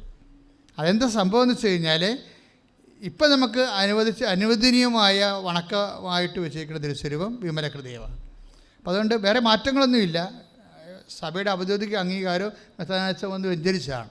അപ്പോൾ അതുകൊണ്ട് എപ്പോഴും ഞാൻ പറഞ്ഞതിൻ്റെ കാരണം ഇപ്പം എന്താ നമ്മൾ വായിച്ചു കേട്ടത്? എന്താ 6:12 മർക്കോസിൻ്റെ സുവിശേഷം അല്ലേ? എന്താണ് ഈ 16:12 മർക്കോസിൻ്റെ സുവിശേഷം എന്താ പറയണത്? അവർ ഇതിന് ശേഷം അവർ ഗ്രാമത്തിലേക്ക് പോകുമ്പോൾ എന്ത് പറ്റി? ഈ ഗ്രാമത്തിലേക്ക് പോകുന്ന ആൾക്കാരുടെ അവസ്ഥ അറിയാമല്ലോ. അവർ ലൂക്കാൻ്റെ സുവിശേഷം പറയുന്നുണ്ട് കൃത്യമായിട്ട്. ഇവർ മ്ലാനവദനരായിട്ടാണ് പോണത്. കാര്യം ദുഃഖവെള്ളിയാഴ്ചയും കഴിഞ്ഞ് വലിയ ശനിയാഴ്ച വൈകുന്നേരമായിട്ട് കക്ഷിയുടെ പോണത്. അപ്പോൾ അതിൻ്റെ അവരുടെ മാനസികാവസ്ഥ അറിയാമല്ലോ. ക്ലയോഫസും പാർട്ടിയാണ് ഈ പോണത്. പക്ഷേ ബൈബിൾ എന്താ പറയണത്? പ്രത്യക്ഷപ്പെടേണ്ട വേറൊരു മോഡ് ഓഫ് അപ്പാരിഷനാണ് പറയണത്. 16:12 ഇതിന് ശേഷം അവർ രണ്ടുപേർ ഗ്രാമത്തിലേക്ക് പോവുകയായിരുന്നു. അപ്പോൾ എന്താ സംഭവിച്ചത്? അപ്പോൾ അവൻ വേറൊരു രൂപത്തിൽ. That is my point. ദൈവത്തിൻ്റെ പ്രസൻസ് നിനക്ക് ഏത് രൂപത്തിലും അനുഭവിക്കാൻ പറ്റും. മനസ്സിലായില്ലേ? മുല്ലപ്പൂ പ്രസൻസിൻ്റെ ഒരു അടയാളമാണ്. പലർക്കും അത് ഇപ്പോൾ ഒരു ആയിരക്കണക്കിന് മനുഷ്യർക്ക് ഇപ്പോൾ അങ്ങനെയുള്ള അനുഭവങ്ങൾ ഉണ്ടായിട്ടുണ്ട്. പക്ഷേ ഈ ബേബി കുര്യൻ അനുഭവം അതല്ല. ബേബി കുര്യന് ദൈവാനുഭവം ഉണ്ടാകണത് പുള്ളിക്കാരൻ ഈ ആരാധന കേട്ടുകൊണ്ടിരിക്കും. ഏത് ആരാധന? ഉടമ്പടി എടുത്തല്ലേ പുള്ളി. അപ്പോൾ ഉടമ്പടി ആരാധന ഇങ്ങനെ വെളിപാടിങ്ങനെ വന്നുകൊണ്ടിരിക്കുമല്ലോ. ഞാനീ പഠിച്ച കാര്യങ്ങളല്ലല്ലോ നിങ്ങളോട് പറയണത്. ഇവിടെ വെച്ച് ഈശോ ഇത് ലൈൻ ചേഞ്ച് ചെയ്ത് കൊടുക്കുന്നുണ്ടല്ലോ. പലപ്പോഴും ഞാൻ എൻ്റെ ധ്യാന ചിന്തകൾക്കൊപ്പമല്ല ഞാൻ സഞ്ചരിക്കണത്. കർത്താവിൻ്റെ ഇടയ്ക്ക് കുറേ സമയത്ത് വഴി ഇങ്ങനെ തിരിച്ച് വിടുന്നുണ്ട്. ട്രാഫിക്ക് നല്ല രസമാണ് ഈ ഉടമ്പടി ധ്യാനം. അപ്പോൾ ബേബിക്കുര്യൻ്റെ പ്രശ്നം എന്താണ്? ബേബിക്കുര്യന് ഉടമ്പടി ധ്യാനം കൂടിക്കൊണ്ടിരിക്കുകയാണ്. അപ്പോൾ നമ്മൾ ഉടമ്പടി എടുത്ത ആൾക്കാരെല്ലാവരും ഉടമ്പടി ധ്യാനം മസ്റ്റായിട്ട് കൂടണം. കാര്യം ഉടമ്പടിയെക്കുറിച്ച് അറിയണതും ദൈവം സംസാരിക്കണതെല്ലാം ഈ ആരാധന സമയത്ത്. ഈ ആരാധന പുള്ളിക്കാരൻ കൂടിക്കൊണ്ടിരിക്കുന്ന സമയത്ത് എൻ്റെ സംസാരത്തിൽ നിന്ന് ഒരു സാക്ഷ്യം ഞാൻ വിചാരണ ചെയ്യണത് അദ്ദേഹം കേട്ട് അദ്ദേഹത്തിന് അതൊരു മറ്റൊരു രൂപത്തിൽ ദൈവത്തിൻ്റെ വെളിപാടായി മാറി. എന്താണ്? ഒരു മകളോട് അവൾ അച്ഛനെ കാണാൻ വന്നപ്പോൾ ഞാൻ അവളോട് പറഞ്ഞു, നീ റീ എക്സാം ചെയ്യേണ്ട, റീ വാല്യുവേഷന് കൊടുക്കാൻ പറഞ്ഞു. അതാണ് വിഷയം. അവൾ റീ എക്സാം തോറ്റു വന്നിരിക്കുകയാണ്. തോറ്റു വന്നപ്പോഴും അവൾക്ക് റീ എവാലുവേഷൻ കൊടുത്ത ഒരു സ്കോപ്പില്ല, അവൾക്കറിയാം. അതുകൊണ്ട് രണ്ടാമത്തെ എക്സാമിന് വേണ്ടി പ്രാർത്ഥിക്കാൻ വേണ്ടി വന്നപ്പോൾ അവളുടെ കാലത്ത് തയ്യാറെടുക്കല്ലേ കൈവച്ച് കഴിഞ്ഞപ്പോൾ കർത്താവ് വയ്ക്കുന്നൊരു നോട്ടാണ് റീവാലുവേറ്റിന് കൊടുക്കാൻ പറഞ്ഞു. അച്ഛാ അത് പരീക്ഷ എഴുതണ്ട, റീവാലുവേഷൻ കൊടുക്കാൻ പറഞ്ഞു. അപ്പോൾ റീവാലുവേഷൻ കൊടുത്തപ്പോൾ അവർ 20 മാർക്ക് കിട്ടി കൂടുതൽ. അപ്പോൾ അവൾ കവറായി, എക്സാം എഴുതാതെ കഴിഞ്ഞു. ആ സാക്ഷ്യമാണ് ഞാൻ പറഞ്ഞുകൊണ്ടിരിക്കുന്നത്. പക്ഷേ ബേബി കുര്യന് ഇത് ഈ IELTS എഴുതിയ കാര്യമാണ് ഞാൻ പറഞ്ഞെങ്കിലും പുള്ളിക്കാരന് ആ ഒരു മീഡിയത്തിലൂടെ കർത്താവ് വേറെ ഒരു മെസ്സേജ് കൊടുത്ത് വേറൊരു രൂപത്തിൽ പ്രത്യക്ഷപ്പെടുമെന്ന് പറയത്തില്ലേ, അതുപോലെ എന്താ പറഞ്ഞിരിക്കുന്നത്? റീവാലുവേഷൻ കഴിഞ്ഞ പരീക്ഷയുടെ വീണ്ടും ഒരു പരീക്ഷ അതിലേക്ക് പോകുന്നതിന് പകരം പഴയ പരീക്ഷ തന്നെ റീവാലുവേറ്റ് ചെയ്യുക. അപ്പോൾ വേഗൂരിന് അതിനകത്ത് കിട്ടുന്ന മെസ്സേജ് എന്താണ്? പണ്ട് സ്ഥലം കാണാൻ വന്ന കക്ഷിയില്ലേ, വേണ്ടെന്ന് പറഞ്ഞു പോയവരാ, അവരൊന്ന് വിളിക്കാൻ നോക്കി. അതാണ് വേറൊരു രൂപം. ദൈവം ശ്രദ്ധയോടുകൂടി വേണം ദൈവത്തിന് ഇവിടെ സഞ്ചരിക്കാൻ. എങ്ങനെയും നിന്നെ ഹെൽപ്പ് ചെയ്യും. നീ അറിയണം. നീ ഇങ്ങനെ ചുമ്മാ ഒരു ഇൻഫർമേഷന് പോകേണ്ടി ഇതൊക്കെ കാണുമ്പോഴാണ് പ്രശ്നം വേണ്ടത്. ദൈവത്തിൻ്റെ സാന്നിധ്യത്തെക്കുറിച്ച് നിനക്ക് കൃത്യമായ ഒരു സീരിയസ് ആയിട്ടുള്ള ഒരു ബോധത്തിൽ ബേബിക്കരെന്ന് പറഞ്ഞാൽ റീവാലുവേഷന് കൊടുത്തു. അതുപോലെ തന്നെ എൻ്റെ സ്ഥലം നോക്കാൻ പറഞ്ഞു വേണ്ടെന്ന് പറഞ്ഞൊരു കക്ഷിയുണ്ടല്ലോ, 10 പേരാ മറ്റോ വന്ന് പോയതാണല്ലോ, ഒരാളെ വിളിച്ച് നോക്കുക. അയാൾ വേണ്ടെന്നാണ് പറഞ്ഞത്. എന്നാലും ഒന്ന് റീവാലുവേഷൻ ഇപ്പം അച്ഛൻ പറഞ്ഞല്ല. അപ്പോൾ ഈശോ അയാൾക്ക് കൊടുത്ത വേറൊരു രൂപമാണ്, ദൈവസന്ദേശത്തിൻ്റെ വേറൊരു രൂപം. അയാൾ വേണ്ടെന്ന് പറഞ്ഞു പോയ കക്ഷിയെ വീണ്ടും ഇയാളെ കറക്കി മൊബൈലിൽ വിളിക്കും. അപ്പോൾ അയാൾ ചോദിക്കും എന്താ വിളിച്ചതെന്ന് ചോദിക്കും. അപ്പോൾ പറഞ്ഞ് സ്ഥലത്തിൻ്റെ കാര്യം പറയാനാണ്. ഓ വിറ്റില്ലേ, അത് വിറ്റില്ല ചേട്ടാ, ഞാൻ കടത്തിലാണെന്ന് പറഞ്ഞു. വലിയൊരു സ്ഥലം എടുക്കാൻ പോണവർ നമ്മൾ കടത്തിലാണെന്ന് പറയുക. പിന്നെ അവർ ഇട്ടുപിടിക്കുകയല്ലേ ഉള്ളു. എന്താ ഇപ്പോഴത്തെ പ്രോബ്ലം എന്താണെന്ന് ചോദിച്ചു. ചേട്ടാ ഒരു 10 ലക്ഷം രൂപ കിട്ടിയാൽ നിൽക്കാൻ പറ്റുമെന്ന് പറയും. അപ്പോൾ അയാളെടുത്ത് വായിക്കാൻ പറയും കുഴപ്പമില്ല, 2 ദിവസം കഴിയുമ്പോൾ എന്നെ വിളിക്കാൻ പറയും. അപ്പോൾ 2 ദിവസം കഴിയുമ്പോൾ വൈഫും എടുത്തുകൊണ്ട് ഡബിൾ ഉടമ്പടി നിൽക്കുകയല്ലേ. വൈഫിനോട് പറയാം, വൈഫും ഇയാളും വേറെ മാർഗ്ഗമില്ലല്ലോ, ഈ കാശുരം ഞെക്കിപ്പിടിച്ച് വിശ്വാസപ്രമാണം ചൊല്ലി കർത്താവിൻ്റെ കയ്യേത് പിടിക്കണ പോലെ അല്ല കാശുരത്തെ പിടിക്കുന്ന ആൾക്കാർ. അതൊരു വിശ്വാസപ്രമാണമല്ല ആക്ടിവിറ്റി ചെയ്യണത്. നമ്മളെന്താ പറയണത്? ഏകദൈവത്തിൽ ഞാൻ വിശ്വസിക്കുന്നല്ലേ പറയണേ അല്ലേ. അതിൻ്റെ അകത്ത് ഓരോ വാക്കിനും ഭയങ്കര ഇടിവിട്ട് വിലയണേ. അത് പറഞ്ഞപ്പോൾ ഈ 2 ദിവസം കഴിഞ്ഞപ്പോൾ ഈ മനുഷ്യൻ വന്ന് വീട്ടിൽ ഇയാളുടെ വീട്ടിൽ വന്നിട്ട് ഇവിടെ കടം മുഴുവനും അങ്ങോട്ട് ഇളച്ച് കാശ് കൊടുക്കും.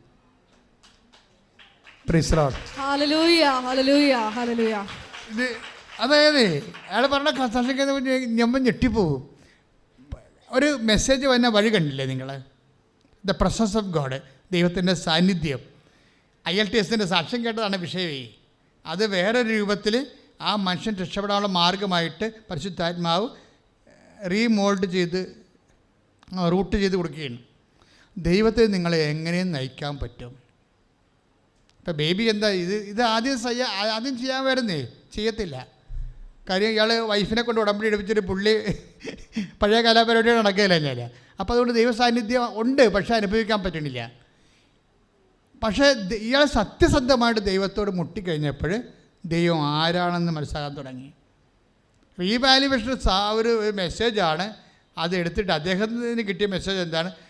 വേണ്ടെന്ന് പറഞ്ഞു പോയ ആൾക്കാരെ തിരിച്ച് വിളിക്കുക. ആ വിളിച്ചാൾ കറക്റ്റായിരുന്നു.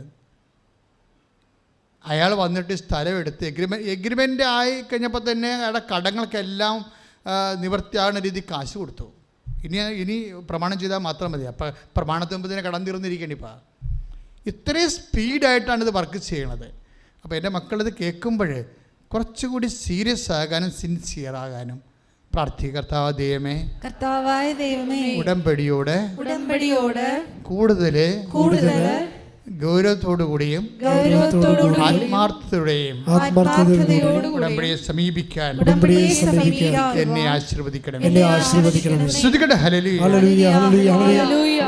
യേശുവേ നന്ദി. ഹല്ലേലൂയ ഹല്ലേലൂയ ഹല്ലേലൂയ ഹല്ലേലൂയ ഹല്ലേലൂയ. യേശുവേ സ്തുതി. Hallelujah hallelujah. സദയം തുടേണേ സുഖമായി പരിശുദ്ധ പരമ ദിവ്യകാരുണ്യത്തിന്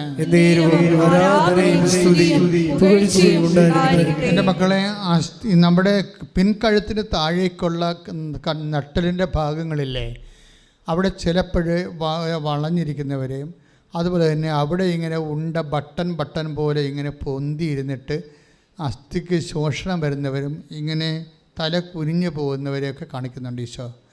അവരെല്ലാം നടുവെല്ലിനെ മുഴുവൻ ബോട്ടം മുതൽ അതിന് മുകളിൽ ടോപ്പ് മുതൽ ബോട്ടം വരെ നടുവെല്ലിനെ ഒഴിഞ്ഞുകൊണ്ട് ഈശോയുടെ വലത് കരത്താൽ സ്പർശിക്കുന്നതിന് വേണ്ടി പ്രാർത്ഥിച്ചുകൊണ്ട് കർത്താവേ അത്ഭുതം പ്രവർത്തിക്കണമേ. അപ്പാ പിതാവേ, അങ്ങേ പുത്രനായ യേശുക്രിസ്തുവിന്റെ നാമത്തില് നടുവെല്ലിനെ സൈനസ് കോണിനെ യേശു നാമത്തിൽ സൗഖ്യമാകട്ടെ.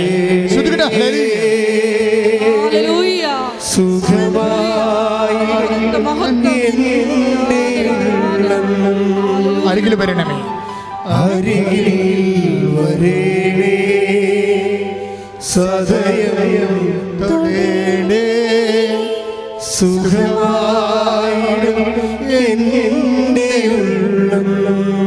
പരിശുദ്ധ പരമ ദിവ്യകാരുണ്യത്തിന് ആരാധനയും സ്തുതിയും പുകഴ്ചയും പരിശുദ്ധ പരമ ദിവ്യകാരുണ്യത്തിന് ആരാധനയും സ്തുതിയും പുകഴ്ചയും ഉണ്ടായിരിക്കട്ടെ. ഹൃദയരോഗികള്, വാൽവിന് ചുരുക്കമുള്ളവര്, വാല് ബ്ലോക്കായിരിക്കുന്നവര്, കരൾ രോഗികള്, അതുപോലെ തന്നെ മഹോദര രോഗികള്, കരൾ വീക്കമുള്ളവര്, കിഡ്നി ചുരുക്കമുള്ളവര്, കിഡ്നിയിൽ കല്ലുള്ളവര്, അണ്ടാശയത്തിൽ ഗർഭാശയത്തിൽ വീക്കമുള്ളവർ, സിസ്റ്റുള്ളവർ, അണ്ടാശയത്തിൽ അതുപോലെ തന്നെ സിസ്റ്റുള്ളവർ, PCOD രോഗികൾ, അവരെല്ലാം സമർപ്പിച്ചുകൊണ്ട് മുഴകൾ, അതുപോലെ തന്നെ സിസ്റ്റുകൾ, അതുപോലെ തന്നെ ബ്ലോക്കുകൾ, ശരീരത്തിലുള്ള കല്ലുകൾ യേശുനാമത്തിൽ മാറിപ്പോകട്ടെ. ശ്രുതികട്ടെ ശ്രുതികട്ടെ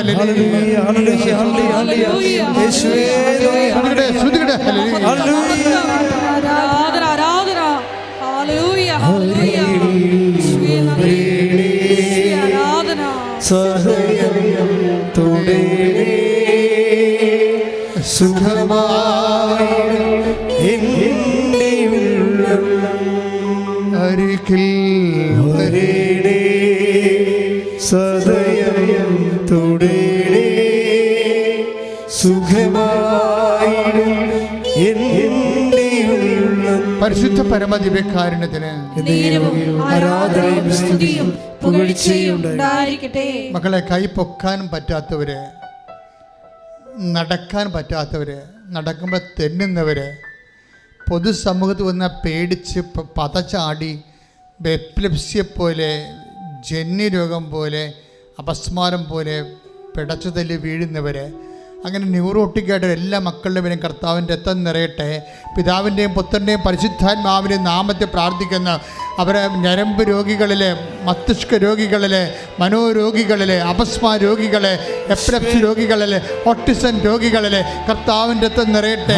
കർത്താവിൻ്റെ രക്തം നിറയട്ടെ. മാരക രോഗങ്ങളെ യേശു നാമത്തിൽ മാറിപ്പോകട്ടെ. ശ്രുതിക്കട്ടെ.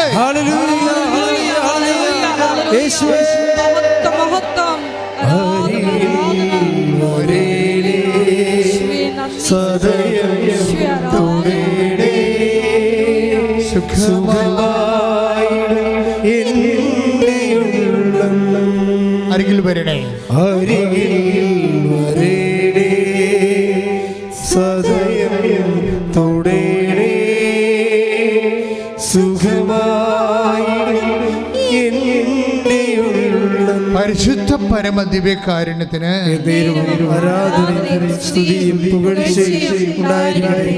സ്രാവരോഗികൾക്ക് വേണ്ടിയൊക്കെ പ്രാർത്ഥിക്കുക. ചിലർ അറിയാതെ എപ്പോഴും കണ്ണിൽ നിന്ന് പഴുപ്പോ കണ്ണീരോ അതിൻ്റെ കട്ടിയുള്ള ജലമൊക്കെ വരത്തില്ലേ. ചിലർക്ക് ചെവിയിൽ നിന്ന് പഴുപ്പും ചോരയൊക്കെ വന്നെ കാണാം.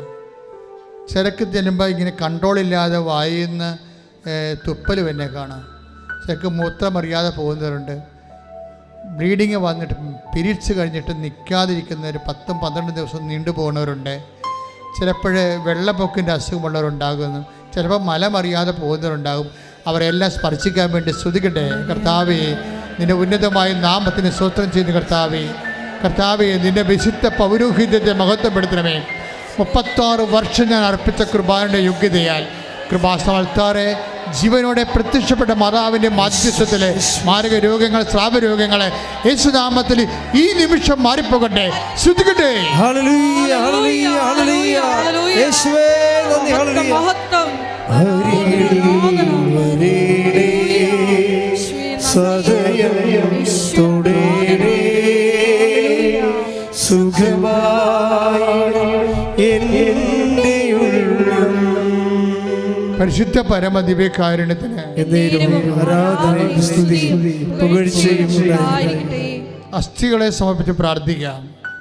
അസ്ഥി ഒടിഞ്ഞവരെ, അസ്ഥി കൂടാത്തവരെ, അസ്ഥി ഒടിഞ്ഞതിൻ്റെ പേര്, അപകടത്തിൽപ്പെട്ട് ഒടിഞ്ഞതിൻ്റെ പേരിൽ ബലക്ഷയം അനുഭവിക്കുന്നവരെ, അകത്ത് കമ്പിയിട്ടിരിക്കുന്നവരെ, അസ്ഥി ഉരുക്കമുള്ള രോഗികൾ, അസ്ഥിക്ഷയമുള്ള രോഗികൾ, പല്ലും എല്ലുമൊക്കെ ഒടിഞ്ഞു പോകുന്ന തരത്തിലുള്ള രോഗികൾ, അങ്ങനെയുള്ള ഓരോ രോഗികളുടെ മേലും കർത്താവിൻ്റെ രക്തം തളിക്കപ്പെടാൻ വേണ്ടി സ്തുതിക്കട്ടെ. കർത്താവേ, നിന്റെ വിശുദ്ധമായ രക്തം അസ്ഥികളിൽ തളിക്കണമെന്ന് പ്രാർത്ഥിക്കുന്ന എസെക്കിയേൽ 37 പ്രാർത്ഥിക്കുന്ന യേശുവിൻ്റെ രക്തത്തിലെ അസ്ഥികളെ പുതുതാകുകയും ശക്തിപ്പെടുകയും ചെയ്യട്ടെ. I command you in the name of Jesus Christ to be healed. Hallelujah, hallelujah, hallelujah. മഹത്വം, മഹത്വം. ആരാധന, ആരാധന. സദയം തുടരേ ആരാധന. സുഖമായി എൻ്റെ ഉള്ളം. പരിശുദ്ധ പരമദിവ്യകാരുണ്യത്തിന് ആരാധനയും സ്തുതിയും പുകഴ്ചയും ഉണ്ടായിരിക്കട്ടെ. മുട്ട നിൽക്കുക. ഇപ്പോൾ നമ്മൾ ജോലിയില്ലാത്തവർക്ക് വേണ്ടി പ്രാർത്ഥിക്കുന്ന സമയമാണ്. സാമ്പത്തിക ബാധ്യതയുള്ളവരെ, വിസ പ്രോസസ്സിങ്ങിൽ ബ്ലോക്കായി പോയവരെ, യൂണിവേഴ്സിറ്റി എമൗണ്ട് എല്ലാം സെൻഡ് ചെയ്തു, പക്ഷെ നമുക്ക് വിസ അടിച്ചു വരണില്ല, റിജക്റ്റ് ചെയ്തുകൊണ്ടിരിക്കുന്നു പല പല കാരണങ്ങളാൽ. ഇതൊക്കെ അഡ്മിഷൻ ആകാത്തവരുണ്ട്. വിദ്യാഭ്യാസ മേഖലകളിൽ ഉപരി വിദ്യാഭ്യാസത്തിനും വിദേശ വിദ്യാഭ്യാസത്തിനുമൊക്കെ അഡ്മിഷൻ ആകാത്തവരെ, ജോലിക്ക് വേണ്ടി വിദേശത്ത് ജോലിക്ക് വേണ്ടി പാസ്പോർട്ടിനും കുഞ്ഞുങ്ങൾക്ക് പാസ്പോർട്ട് കിട്ടാത്തവരുണ്ട്. കുഞ്ഞുങ്ങൾ ഇവിടെ പോയതിൻ്റെ പേരിൽ വളരെ ടെക്നിക്കലായിട്ടുള്ള ഒത്തിരിയേറെ പ്രയാസങ്ങളിൽ മനുഷ്യരെ ജീവിതം മുഴുവനും അതിനുവേണ്ടി ഒഴിഞ്ഞു വെക്കേണ്ടി വരുന്നവർ, കുഞ്ഞിനെ കൊണ്ടുവരാൻ ഇങ്ങോട്ട് അപ്പനെയും അമ്മയ്ക്കും വരാൻ പറ്റണില്ല, അങ്ങോട്ട് കൊണ്ടേ കൊടുക്കണം, അതിന് വിസ കിട്ടണില്ല. ഇങ്ങനെയൊക്കെ വല്ലാത്ത പുതിയ കാലത്തെ പുതിയ ജീവിതത്തിലെ പുതിയ പ്രയാസങ്ങളുമായിട്ട് മനുഷ്യർ വിഷമിക്കുകയാണ്. പലതരത്തിലെ പല ഡേറ്റുകളും ഡീബാറാകാൻ പോകുന്നു, ചില റാങ്ക് ലിസ്റ്റുകൾ ക്യാൻസലാകാൻ പോകുന്നു, അവസാനത്തെ കാത്തിരിപ്പും അസ്തമിച്ചു പോകുന്ന അവസ്ഥകൾ, ചിലപ്പോൾ ഭാഗുടമ്പോൾ ചിലർക്ക് നടക്കണില്ല, ചിലർ മനഃപൂർവ്വം ഒപ്പിട്ട് കൊടുക്കത്തില്ല, നമ്മളെ ഗതി പിടിക്കുമെന്ന് ഓർത്തുകൊണ്ട് മനഃപൂർവ്വം വട്ടം ചവിട്ടി നിൽക്കുന്നവരുണ്ട്. അതുപോലെ തന്നെ ചിലർക്ക് ലോൺ കിട്ടുന്നില്ല, കിട്ടാൻ സാധ്യത ഉണ്ടായിട്ട് പോലും മനഃപൂർവ്വം അത് വെച്ച് താമസിപ്പിക്കുന്ന, ഇങ്ങനെ സാമ്പത്തികമായിട്ടൊരു ഫ്ലോ നടക്കണില്ല, കച്ചവടം പൊട്ടിപ്പോകുന്ന അവസ്ഥകൾ, കടകളിലെ കച്ചവടം ഇല്ലാത്ത അവസ്ഥകൾ, പുതുതായിട്ട് എന്ത് ചെയ്യണം, എങ്ങനെ ജീവിക്കും, എങ്ങനെ മക്കളെ പോറ്റാൻ പറ്റുമെന്ന് അറിയാൻ പാടില്ലാതെ ജപ്തി നടപടിയെ ഭീഷണിയെ നേരിടുന്നവർ, വാടക കെട്ടിടങ്ങൾ വിൽക്കാതെ കിടക്കുന്നവർ, അതുപോലെ തന്നെ കൊടുക്കാതെ വാടക എടുക്കാനില്ലാതെ വെറുതെ ബിൽഡിങ്ങുകൾ കിടന്നിട്ട് ബാങ്കിൽ അതിൻ്റെ ലോൺ കൂടി വരുന്നവർ, ഫ്ലാറ്റ് കിടന്നതിന് ശേഷം വീടുകൾ കിടന്നതിന് ശേഷം വിൽക്കാൻ പറ്റാത്തതിൻ്റെ പേരിൽ ലോൺ കൂടിയിട്ട് അത് മുടക്കുമ്പോൾ കൂടുതൽ കടമായി മാറിയിട്ട് ചത്ത് കളയണ തോന്നുന്ന രീതിയിലുള്ള വളരെ മാനസിക സംഘർഷത്തിൽ കഴിയുന്ന വിഷമങ്ങൾ അനുഭവിക്കുന്നവരുടെ മേലെല്ലാം കർത്താവിൻ്റെ വിടുതൽ ലഭിക്കാൻ വേണ്ടി സ്തുതിക്കട്ടെ, സ്തുതിക്കട്ടെ, സ്തുതിക്കട്ടെ.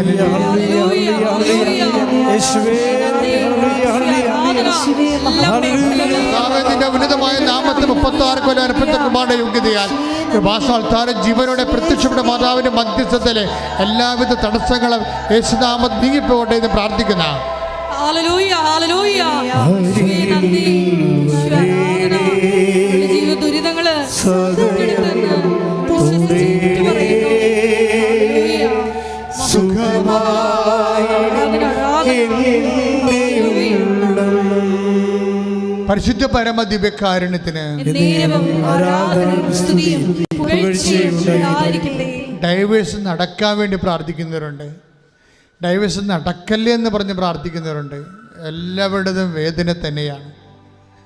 എല്ലാ മേഖലകളിലും കേസ്, കോടതി കേസ് ആയിരിക്കുന്നവരെ, വിചാരണ കേസ് തുടങ്ങിയിരിക്കുന്നവരെ, ജഡ്ജ്മെൻറ്റ് വരാൻ പോകുന്നവർ, എന്തൊരു ജഡ്ജ്മെൻ്റ് ആയിരിക്കും എന്നറിയാൻ പാടില്ലാതെ വേദനിക്കുന്നവർ, അതുപോലെ അങ്ങനെയുള്ള എല്ലാവരെയും സമർപ്പിച്ചുകൊണ്ട് പ്രാർത്ഥിക്കണം. സ്ഥലം വിൽക്കാത്തവർ, അതുപോലെ തന്നെ കൊടുത്ത പണം തിരികെ ലഭിക്കാതെ വലിയ കടത്തിൽ ജീവിക്കുന്നവർ, കള്ളക്കേസിൽ അകപ്പെട്ടിരിക്കുന്നവർ, അവരുടെ മേലെല്ലാം കർത്താവിൻ്റെ കൃപയും കാരുണ്യം ചെയ്യാൻ വേണ്ടി അമ്മയുടെ മധ്യസ്ഥതയിൽ പ്രാർത്ഥിക്കുന്ന ശ്രുതിക്കട്ടെ. ഹല്ലേലൂയ ഹല്ലേലൂയ ഹല്ലേലൂയ ആരാധന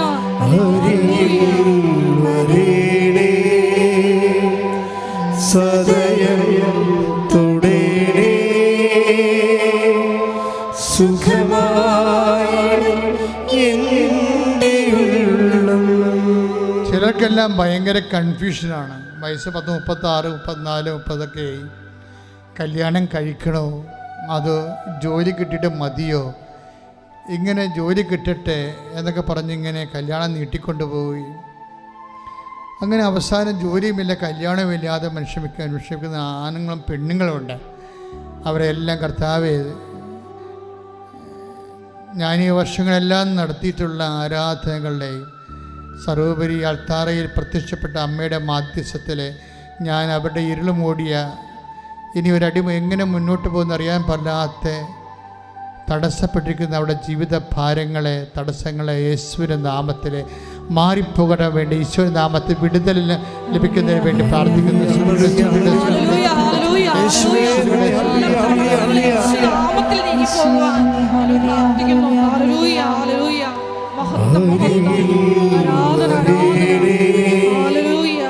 സദയം തുടരേ സുഖമായി എൻ്റെ ഉള്ളം. നടക്കാത്ത പല കാര്യങ്ങളും നടക്കാവുന്നതേ ഉള്ളൂ എന്നാണ് നമ്മളെ സാക്ഷ്യങ്ങൾ കേൾക്കുമ്പോൾ മനസ്സിലാകുന്നത്. കഴിഞ്ഞ ദിവസം ഒരു സാക്ഷ്യം യൂട്യൂബിൽ കിട്ടിയിട്ടുണ്ട്. നമ്മൾ ആ ചേച്ചി കല്യാണം കഴിച്ച് വന്നതിന് ശേഷം 40 കൊല്ലമായെന്ന് തോന്നുന്നു, ഇന്ന് വരെ മര്യാദക്ക് അവരുടെ വീട്ടിലോട്ട് പോകാൻ പറ്റണില്ല. വഴിയില്ല, അത് തന്നെ പ്രശ്നം. അപ്പോൾ അവർ അമ്മയോട് വന്ന് കണ്ണീരോടെ പറഞ്ഞു, അമ്മയെ വഴിയില്ല, 40 കൊല്ലമായി എൻ്റെ കുഞ്ഞുങ്ങളുടെ കല്യാണത്തിന് പോലും നടക്കാത്തൊരവസ്ഥ, വഴിയില്ലാത്ത വീട്ടിൽ പെണ്ണ് കൊടുക്കുകയും ചെറുക്കൻ കൊടുക്കുകയില്ല. അതുകൊണ്ട് ഞാൻ വളരെ വേദനിക്കുന്നെന്ന് പറഞ്ഞൊരു ഉടമ്പടി എടുത്തിട്ട് പോയിട്ട് അമ്മയുടെ മാധ്യസ്ഥർ വെഞ്ചരിച്ച ഈശോയുടെ നാമത്തിൽ വെഞ്ചരിച്ച ഉപ്പ് കൊണ്ടുപോയി ആ വഴിയിലിടും. വെറുതെ കണ്ടവൻ്റെ വഴിയാണ്. പക്ഷേ 10 ദിവസത്തിനുള്ളിലാണ് അത് പുറമ്പോക്കായിട്ട് ഗവൺമെൻറ് പ്രഖ്യാപിക്കുന്നത്. എന്നിട്ട് ഇവർക്ക് 12 അടി വഴിയുള്ള വഴി കൊടുക്കും. Price the Lord. ആ സാക്ഷിയൊക്കെ നിങ്ങളൊന്ന് കേൾക്കണം. അപ്പോൾ ഞാൻ ഓർക്കുന്നത് 40 വർഷമായിട്ട് അവർ കല്യാണം കഴിച്ച് വന്നിട്ട്, അപ്പോൾ അതൊക്കെ മുമ്പ് ആ വഴി ഇല്ലാത്തൊരു വീടാണത്. Somebody should there to advocate. ദൈവത്തിൻ്റെ മുമ്പിൽ പിടിപാടുള്ള ആരെങ്കിലും ഉണ്ടായാൽ നടക്കാവുന്ന കാര്യങ്ങളേ ഉള്ളല്ല. Praise the Lord. സ്തുതിക്കട്ടെ. ഹല്ലേലൂയ. സ്തുതിക്കട്ടെ. സ്തുതിക്കട്ടെ. ഹല്ലേലൂയ. ഞങ്ങളുടെ ജീവിതം പ്രഖ്യാപിച്ചുകൊണ്ട് മുന്നോട്ട് പോകുവാൻ കൃപ നൽകണമേ. ഹല്ലേലൂയ.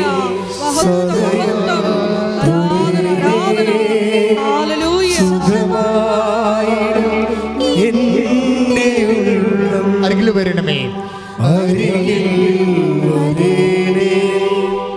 സദയം തുടരേ സുഖമായി എൻ്റെ ഉള്ളം.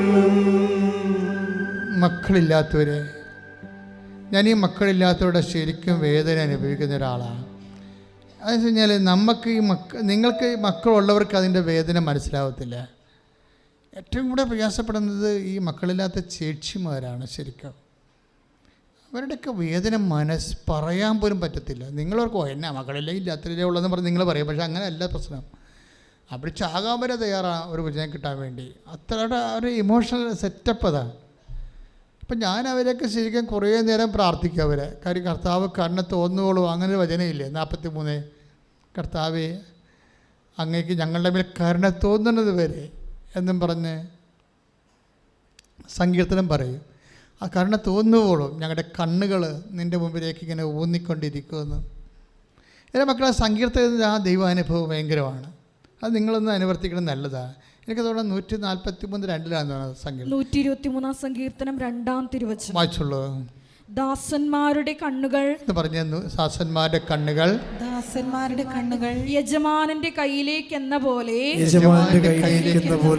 ദാസിയുടെ കണ്ണുകൾ സ്വാമിനിയുടെ കയ്യിലേക്കെന്ന പോലെ ഞങ്ങളുടെ ദൈവമായ കർത്താവിന് ഞങ്ങളോട് കരുണ തോന്നുവോളം ഞങ്ങളുടെ കണ്ണുകൾ അങ്ങേ നോക്കി പാർത്തിരിക്കുന്നു. ഇതാണ് എൻ്റെ ഒരു മെക്കാനിസം എന്ന് പറയുന്നത്. ഇതാണ് രീതി.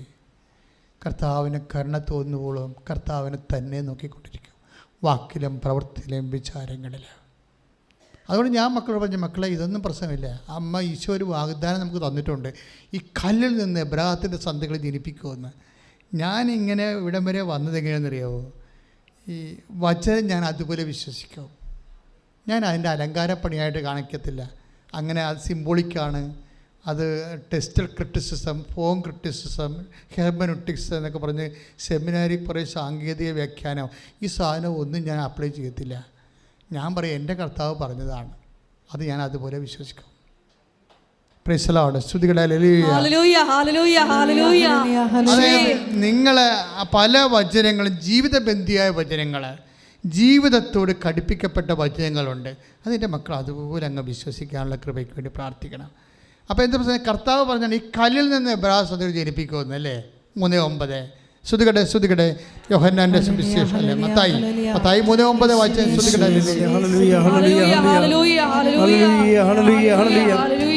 മത്തായി 3:9. ഞങ്ങൾക്ക് പിതാവായി അബ്രഹാമുണ്ടെന്ന് പറഞ്ഞ് അഭിമാനിക്കേണ്ട. ഈ കല്ലുകളിൽ നിന്ന് അബ്രാഹത്തിന് സന്താനങ്ങളെ പുറപ്പെടുവിക്കുവാൻ ദൈവത്തിന് കഴിയുമെന്ന് ഞാൻ നിങ്ങളോട് പറയുന്നു.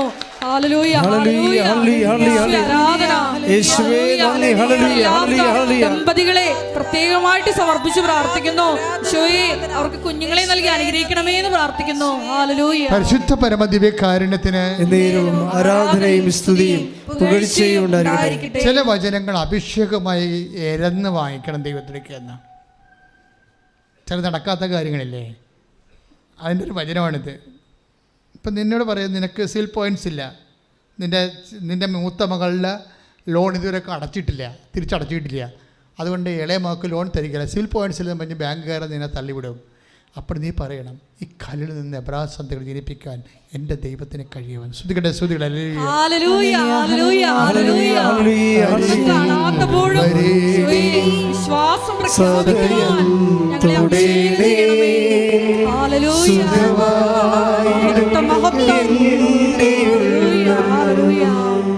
നിങ്ങൾ ഉടമ്പടി കണ്ടിട്ടില്ലേ?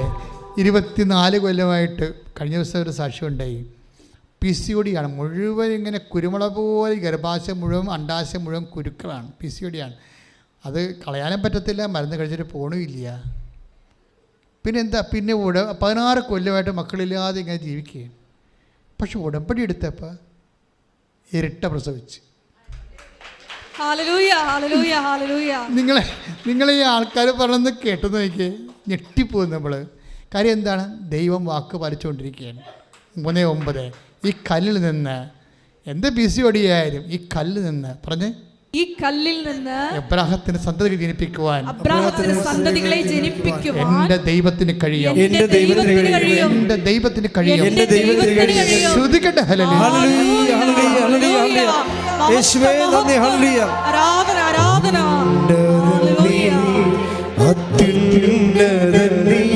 നിന്നെ പോലൊരു ദൈവമില്ല.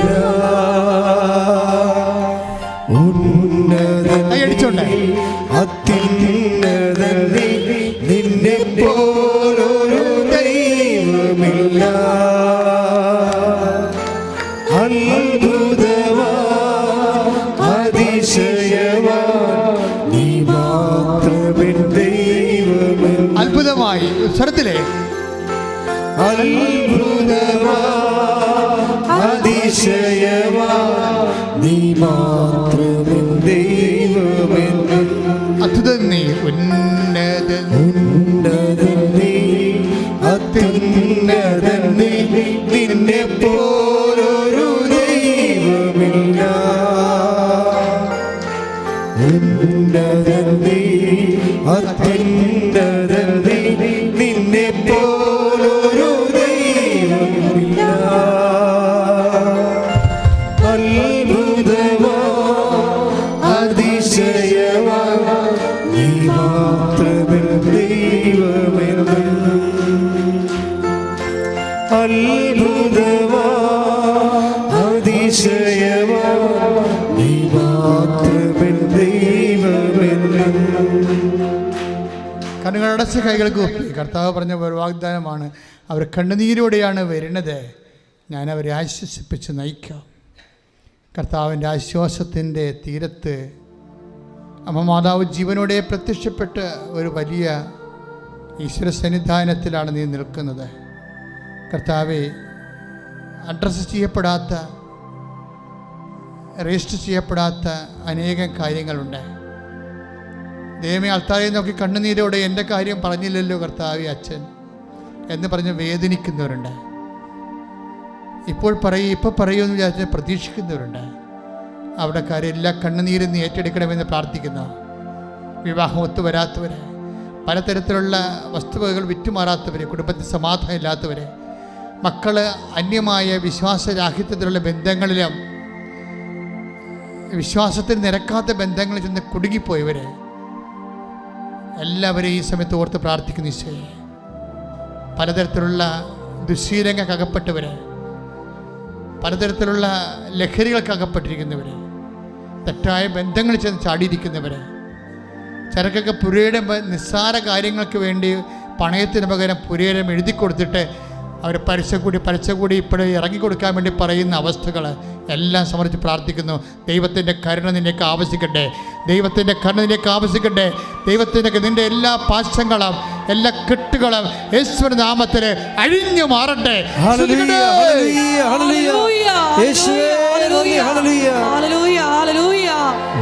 തടസ്സ മേഖലകളിലും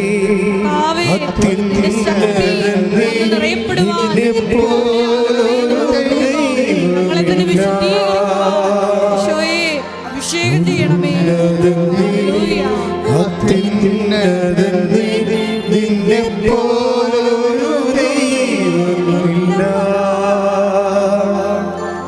അത്ഭുതമാ അതിശയമാ നീ മാത്രമേ ദൈവമെന്ന്.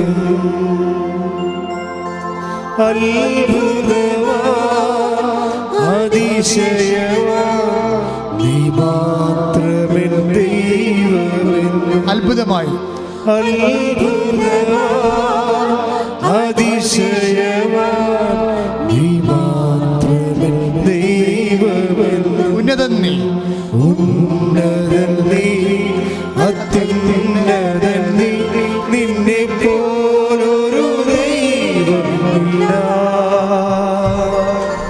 ഉന്നതൻ നീ അത്യുന്നതൻ നീ നിന്നെ പോലൊരു ദൈവമില്ല.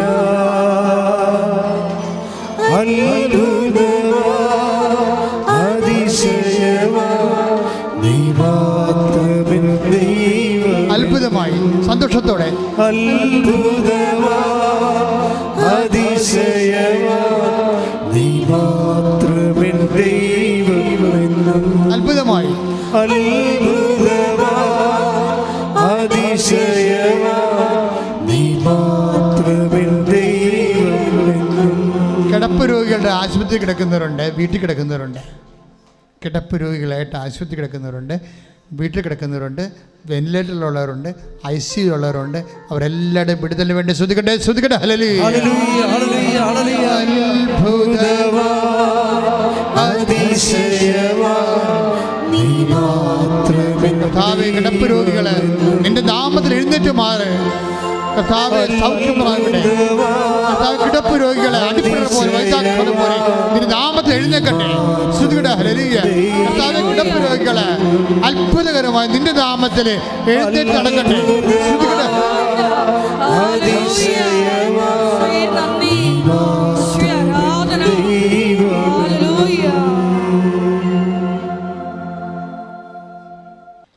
ഓക്കെ, മക്കളെ മുട്ട നിൽക്കുക. ഇനി മൗനമായി പ്രാർത്ഥിക്കേണ്ട സമയമാണ് കേട്ടോ. ശാന്തമായി മൗനമായി പ്രാർത്ഥിച്ചുകൊണ്ട് ആശീർവാദം വാങ്ങിക്കേണ്ട സമയമാണ്. എന്തെങ്കിലും കാര്യം അച്ഛൻ വിട്ടു പോയിട്ടുണ്ടെങ്കിൽ എൻ്റെ മക്കളെ ഇപ്പോൾ ഓർത്തിട്ട് അതുകൂടി ഈശോയ്ക്ക് സമർപ്പിക്കുക. എന്നിട്ട് ശിരസ് നമിച്ച് ആശീർവാദം മേടിക്കുക. നമ്മുടെ എല്ലാ ഉടമ്പടി നിയോഗങ്ങൾ ദിവ്യകാരുണ്യ സന്നിധിയിൽ സമർപ്പിച്ചുകൊണ്ട് ശിരസ് നമിച്ച് പരിശുദ്ധ അമ്മയുടെ പ്രതിഷ്ഠീകരണത്തിൻ്റെ സാക്ഷികളായി എന്നെയും എൻ്റെ കുടുംബത്തെയും ഉയർത്തണമേ എന്ന് പ്രാർത്ഥിച്ചുകൊണ്ട് നമുക്ക് ദിവ്യകാരുണ്യനാഥൻ്റെ ആശീർവാദം സ്വീകരിക്കാം.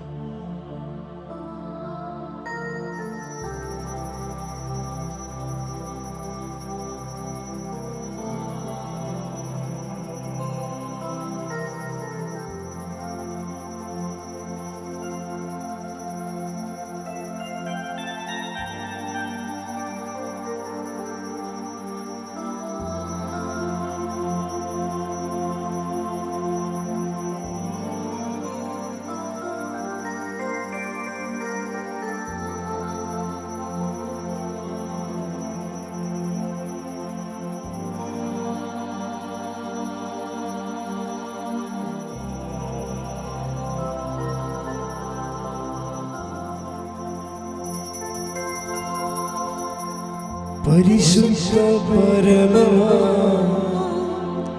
ദിവ്യകാരുണ്യമേ, എന്നുമെന്നും അങ്ങേക്കാരാധന. പരിശുദ്ധ പരമ ദിവ്യകാരുണ്യമേ, എന്നുമെന്നും അങ്ങേക്കാരാധന. പരിശുദ്ധ പരമ ദിവ്യകാരുണ്യമേ, എന്നുമെന്നും അങ്ങേക്കാരാധന.